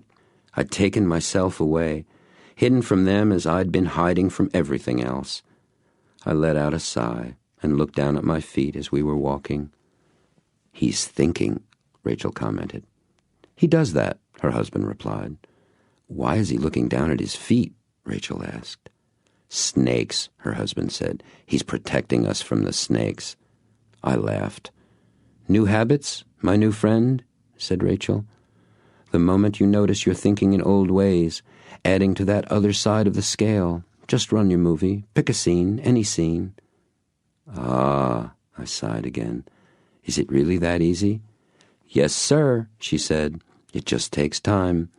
Remember how long it took the old ones to pile up in there. Yeah, I know, I said. There's another matter, the greatest networker, the male one, added, and that's, to what are you committed? My wife, my children, myself. And I'm committed to being a success in this business, I said, looking over at them. So, what's your next step? He asked. Gosh, I said, sighing again, and this time allowing all the air to leave, leaving me completely empty. As I sucked in my next breath, I leaned my head back and closed my eyes. A flood of images came into that movie theater in my mind. Scenes of me talking with people enthusiastically, happily, people with whom I'd been reticent to speak with for some kind of fear or another, people like my boss at work, Kathy's dad, he was a tough cookie, others too, strangers, old friends, people I thought wouldn't want to hear what I had to say about network marketing. I was talking with all of them now, easily, effortlessly, successfully, and they all loved me for it, admired me, respected and trusted me. I opened my eyes to the growing darkness around me, and more pictures flashed across my mind. They just came now. I didn't have to do anything to encourage them. I thought about making appointments with my wife and kids, having my children coach me and how to have fun with them, and with myself as well. I saw us playing together, rolling down a hill covered with fall leaves, at Disney World, on rides together, taking pictures with the Disney characters, Mickey Mouse, Goofy. I saw us splashing in the surf, making things together, playing in the snow, taking skiing lessons, chasing fireflies, laughing, hugging, holding hands, reading them stories, kissing them goodnight. There were pictures of my making dates with Kathy for romantic Italian dinners and getaway weekends, seeing her in new outfits, bright and beautiful, looking gorgeous, people stopping and staring at her. How proud I felt, how lucky. She's so wonderful, so loving, so strong, so powerful too. I saw us in Europe together. I saw the big, deep, bright green emerald ring she's always wanted on her finger. I saw us happier than we've ever been, having fun, closer, talking more together, sharing, more in love. I saw myself back in Cambridge, laughing with the guys, playing with those new clunky computers, being a real pioneer. Oh, I wanted that again. Now, right now. I wanted that feeling of doing something few people had ever dreamed of doing, and having it be a lark, a ball, a grand and glorious game of discovery and invention. I saw myself dressed in new suits, Italian, English, with real buttonholes, made of the most sumptuous, sensual cloth. I looked fantastic. Bright ties, matching handkerchiefs, elegant, with a gold Rolex. Shaking hands, seeing people out of the corner of my eye pointing at me, talking about me, how successful I was, what a great guy I was, how I deserved all my good fortune, how they wanted to be like me. I pictured myself walking in the town of Nara, Japan, down the small picture postcard, cobblestone street in front of Kazuko's precious house. I felt the tranquility of her garden, its timelessness, the freedom and peace. I felt at home there, on the other side of the world, and I loved having her as my friend. I saw myself all over the world, in China, Russia, all kinds of places, talking with friends, being welcome, valued, honored. I conjured up pictures of me speaking to groups of people about network marketing, sitting, speaking earnestly with them, answering all their questions. I saw myself teaching people, reaching out to them, caring about them, for them, revealing their dreams, showing them ways to accomplish their goals they never even imagined were possible before. I saw myself as an inspiration for people, proof that they could do it too. Look at me, I saw myself tell them. If I can do it, if I can succeed, so can you. Come on, just change your beliefs. Just know that you make it all up, so you might as well make up living your dreams. Come on, come with me. I stopped walking and looked around. I was alone. I looked back up the long drive, but there was no one in sight. I smiled and sighed. They knew, I thought. They knew. I walked along the shadowed drive, flitting between experiencing the special shapes and sounds of the country evening and the parade of pictures that marched through my mind. I got to the parking area at the end of the driveway, which was awash with floodlight. There was a large piece of paper placed beneath the windshield wiper of my car. I walked over, lifted it free, and read the handwritten note. "You're welcome to spend the night. Your bed is ready, but we thought you might want to go home and be with your family. There's a hot cup of tea and a travel mug on the seat of your car. It will help you stay awake and alert. Come to the hotel next Thursday. I'm the guest speaker. Call whenever you want. You're very special to us." I looked up at the house. I placed my hands on my thighs and bowed slightly as I'd seen Kazuko do, and said out loud, "Thank you, both, all, more than I can ever say. Yes," I thought, "I do very much want to be with my family." I got into my car and drove home.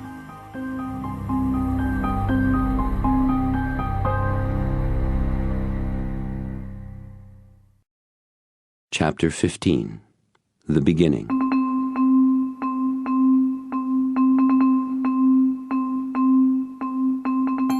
It's been quite the week, I thought as I drove to the hotel that Thursday after work.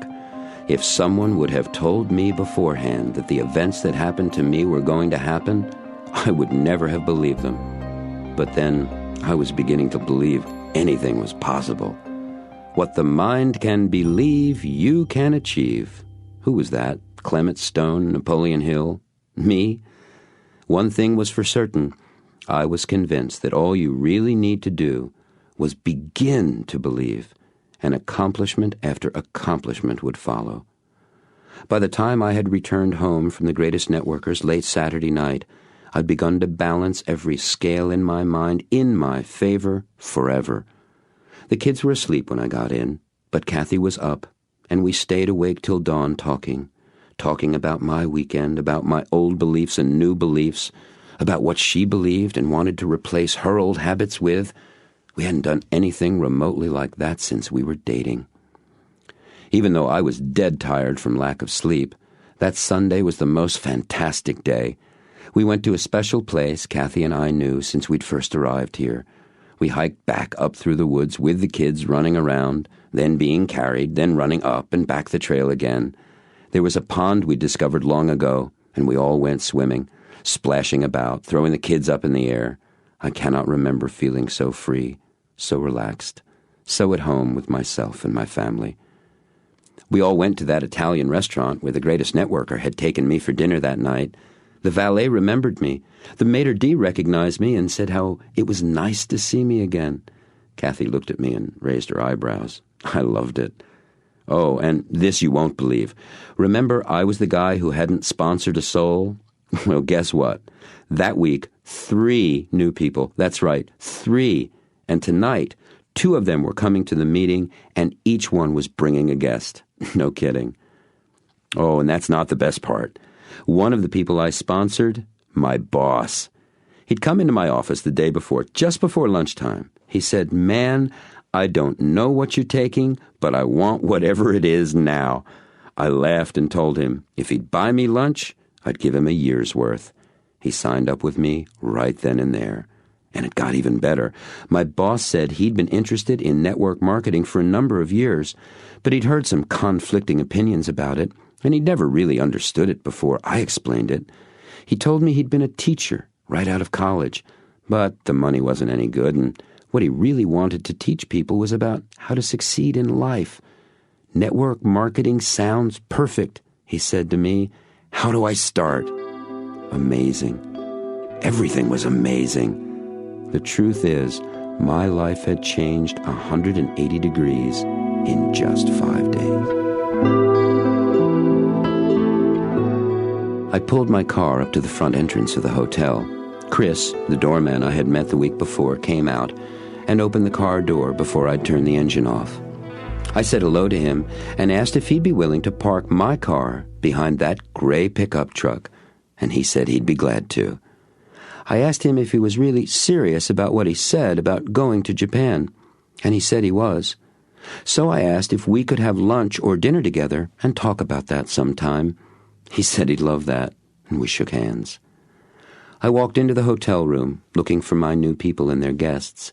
There they were, early, with 2 more people than I'd expected. I became so engrossed in talking with them and asking them questions that I didn't notice the man standing beside me, until, at a break in a conversation, I heard a familiar voice say, "Pardon me, I just wanted to say how great you looked." I reached out my hand, but he brushed it aside and gave me a big hug, and held me away a little and looked at me. "You really look fantastic," he said. "How are you?" "I'm even better than I look," I said, and there was more than a hint of sheer glee in my voice. He nodded his head up and down, and then laughed that patented booming laugh of his. "I'll just bet," he said, his smile growing even bigger. "Meet my friends," I insisted, and he did. I introduced him to them, and I could tell by the expression on their faces that coming to the first meeting and being introduced to the greatest networker in the world was a tad more than they thought they'd signed on for. It was great. I stood back just a little as he welcomed them and began asking them questions. A couple of times he glanced over at me with an appreciative look and a nod as he learned that I had just sponsored them and how excited they were to be here. It felt so great. He turned to me and put one hand on my shoulder. "You are one very quick study, my friend." "I've had a superb teacher," I replied. "Thank you," he said, with genuine warmth and a squeeze on my shoulder. "Now," he said with a deep breath and a smile, "are you ready to surpass your teacher?" I looked into his eyes. There was no expression I could read there, I knew there wouldn't be. I closed my eyes and took a very deep breath. Images cascaded through my mind, vivid ones of me as a dynamic, capable, and powerful leader. "Yes," I said, opening my eyes and looking back at him. "Good," he said. "The meeting's starting. Let's sit down." The meeting was one of the best I'd ever attended. The energy was high, there was humor and laughter. It flew along from speaker to speaker, and I could tell by the faces of my guests that they were finding it interesting and involving too, and they were pleased they'd come. At last they introduced the greatest networker to an immediate standing ovation, speckled with cheers and whistles. He stood in front of the group, acknowledging our applause. After we'd finished clapping and sat down, he remained standing there silently for a long time, just looking at us. He seemed to take in each and every face in the room. At last he spoke. "Tonight, I am going to show you the secret for success." Now, if you're listening very carefully, you noticed I said I am going to show you the secret. I didn't say I would tell it to you. You've all heard the secret for success many times, and for some of you, hearing it has made a tremendous difference in your lives. But for most of us, just hearing about something isn't enough. Many of you have read about the secret for success as well. And although some of you have gained much from what you've read, the information alone was not enough to make a profound difference in the way you live and work. Do you remember, as a child, how you learned to walk or ride a bicycle? You were shown. You watched grown-ups walking. You saw how they did it. Then someone walked with you, helped you, picked you up when you fell, all the while holding your hands as sooner or later you boldly stepped out, moved your legs, and you walked. You were free at last. Someone put you on a bike and ran along beside you, holding the seat to keep it steady so you wouldn't fall off, and showed you how to do it. And one day, perhaps minutes after you were first shown how, maybe hours or even days, you rode that bicycle. It wobbled. You were afraid. But finally, you took off down the sidewalk, riding that bike all by yourself. You were free at last. In each instance, although you knew much about how to walk and ride, that knowledge alone wasn't enough.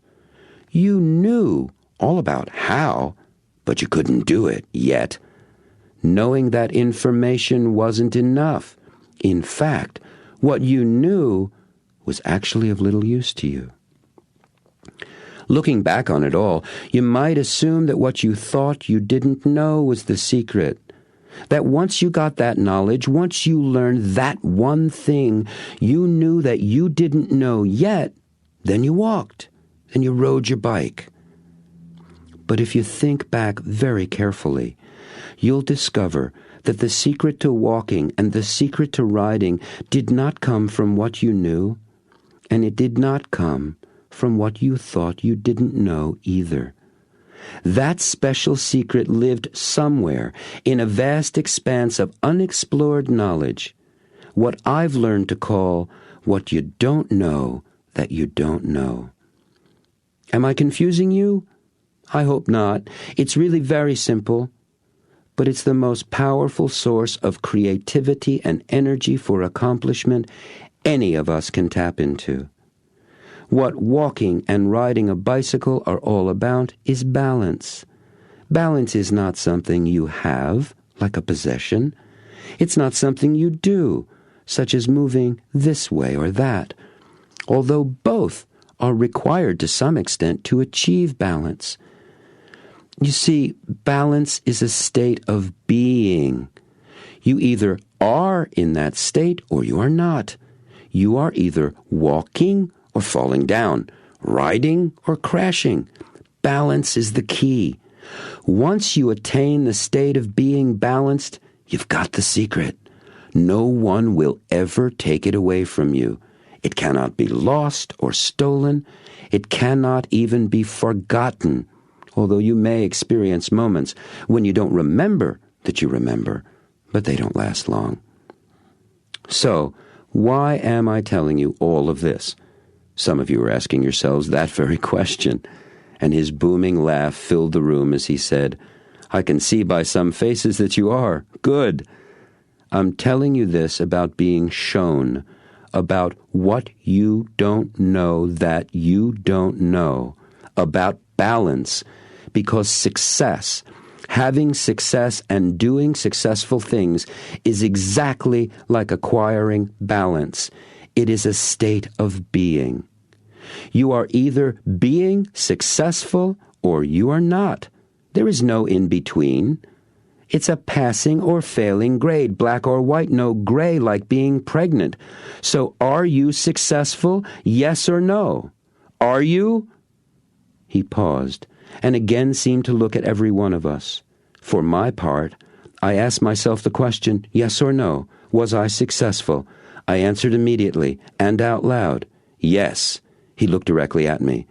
You answered yes, he asked, moving from the podium over to the side of the stage closest to me. Will you stand up, please? He requested. I did. You are successful, he said. That's wonderful. Tell me, when did you realize that? Sunday, I said. This past Sunday? Yes, I laughed, just this past Sunday, and I could hear the chuckles behind me throughout the audience. Please, come up on stage and tell us what happened, he asked. I took a deep breath and looked at him. He smiled and encouraged me to join him on stage. I went up and stood next to him. He introduced me to the audience, asked for a microphone for me, and as the man with the mic wired me for sound, he explained how we met. He told the people about the man he first saw 1 short week ago, sitting in his hiding place in the back of the room. He reported in specific detail how I had described my business to him, how I had felt about that then and what I was planning to do. That just this past Thursday, I'd been at my last meeting. I was quitting the business. He told them about the success I had achieved, sponsoring new people, having my guests present tonight. He described my guests, how they seemed to him excited and enthusiastic about being here, how when he spoke with them, they had told him that discovering network marketing, finding a place and people who honored their values, that gave them a way to fulfill their life's purpose, was something for which they'd each been searching for years. He told the audience about my life purpose as I had shared it with him, the things I valued and what they meant to me and what they provided for me. As he spoke, I was touched by the pride that was evident in the way he talked about me. Literally, tears welled up in my eyes, and I found myself raising my glasses to wipe my eyes clear as well. No one had ever said these things about me before, and certainly no one had ever done so in front of a few hundred people. He said I was an inspiration for him. He said he was so proud of me. He called me a young master. And then he said, I promised that I would show you the secret for success. He put one arm around my shoulder, pointed to me with the other hand, and said, Here it is. The silence of the room was a roar in my ears, the faces staring up at me a blur. I had the sensation of falling, yet I knew I was standing, floating, yet I knew my feet were firmly planted on the carpeted stage.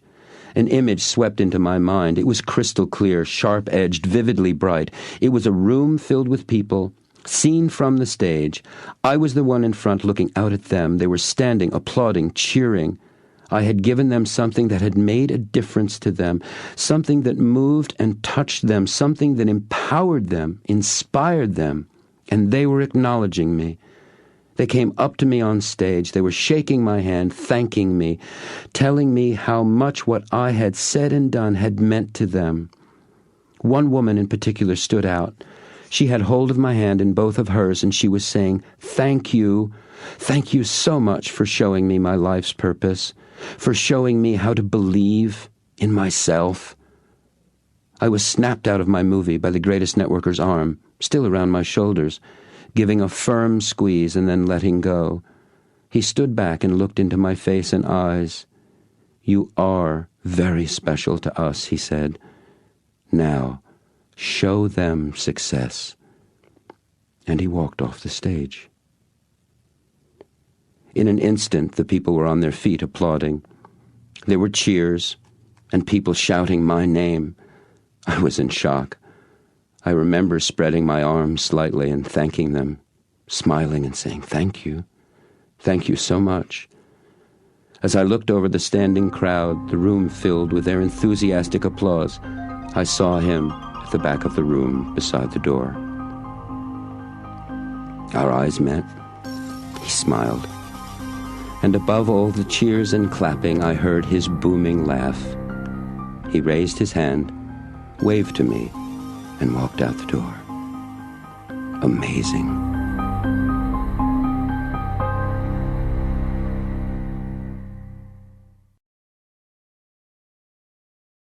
Epilogue.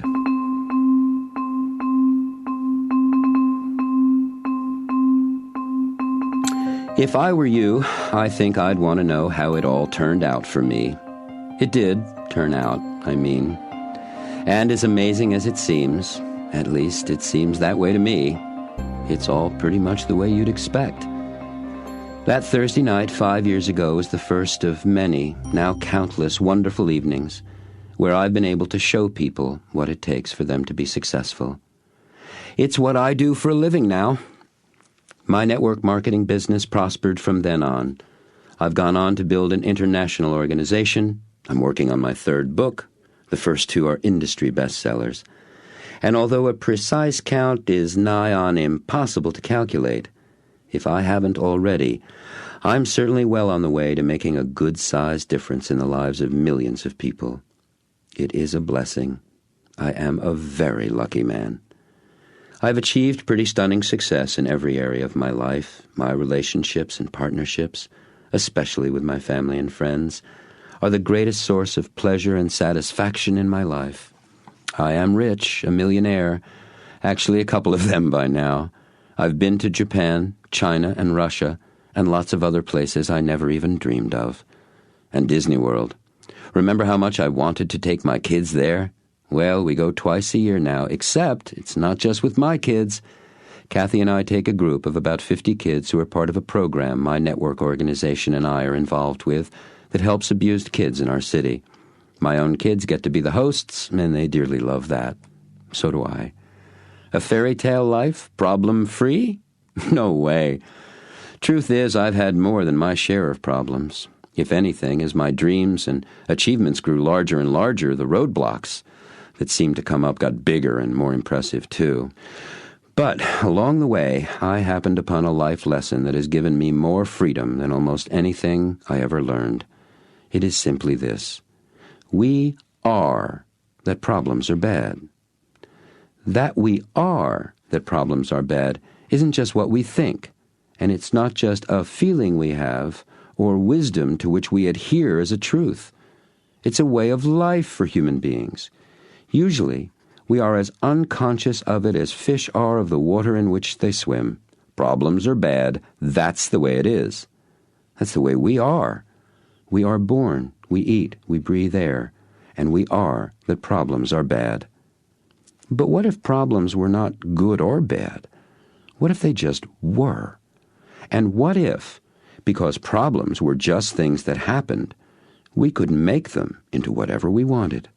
Whatever served and empowered us at that time? What if every time a problem occurred, we chose to have it be fun?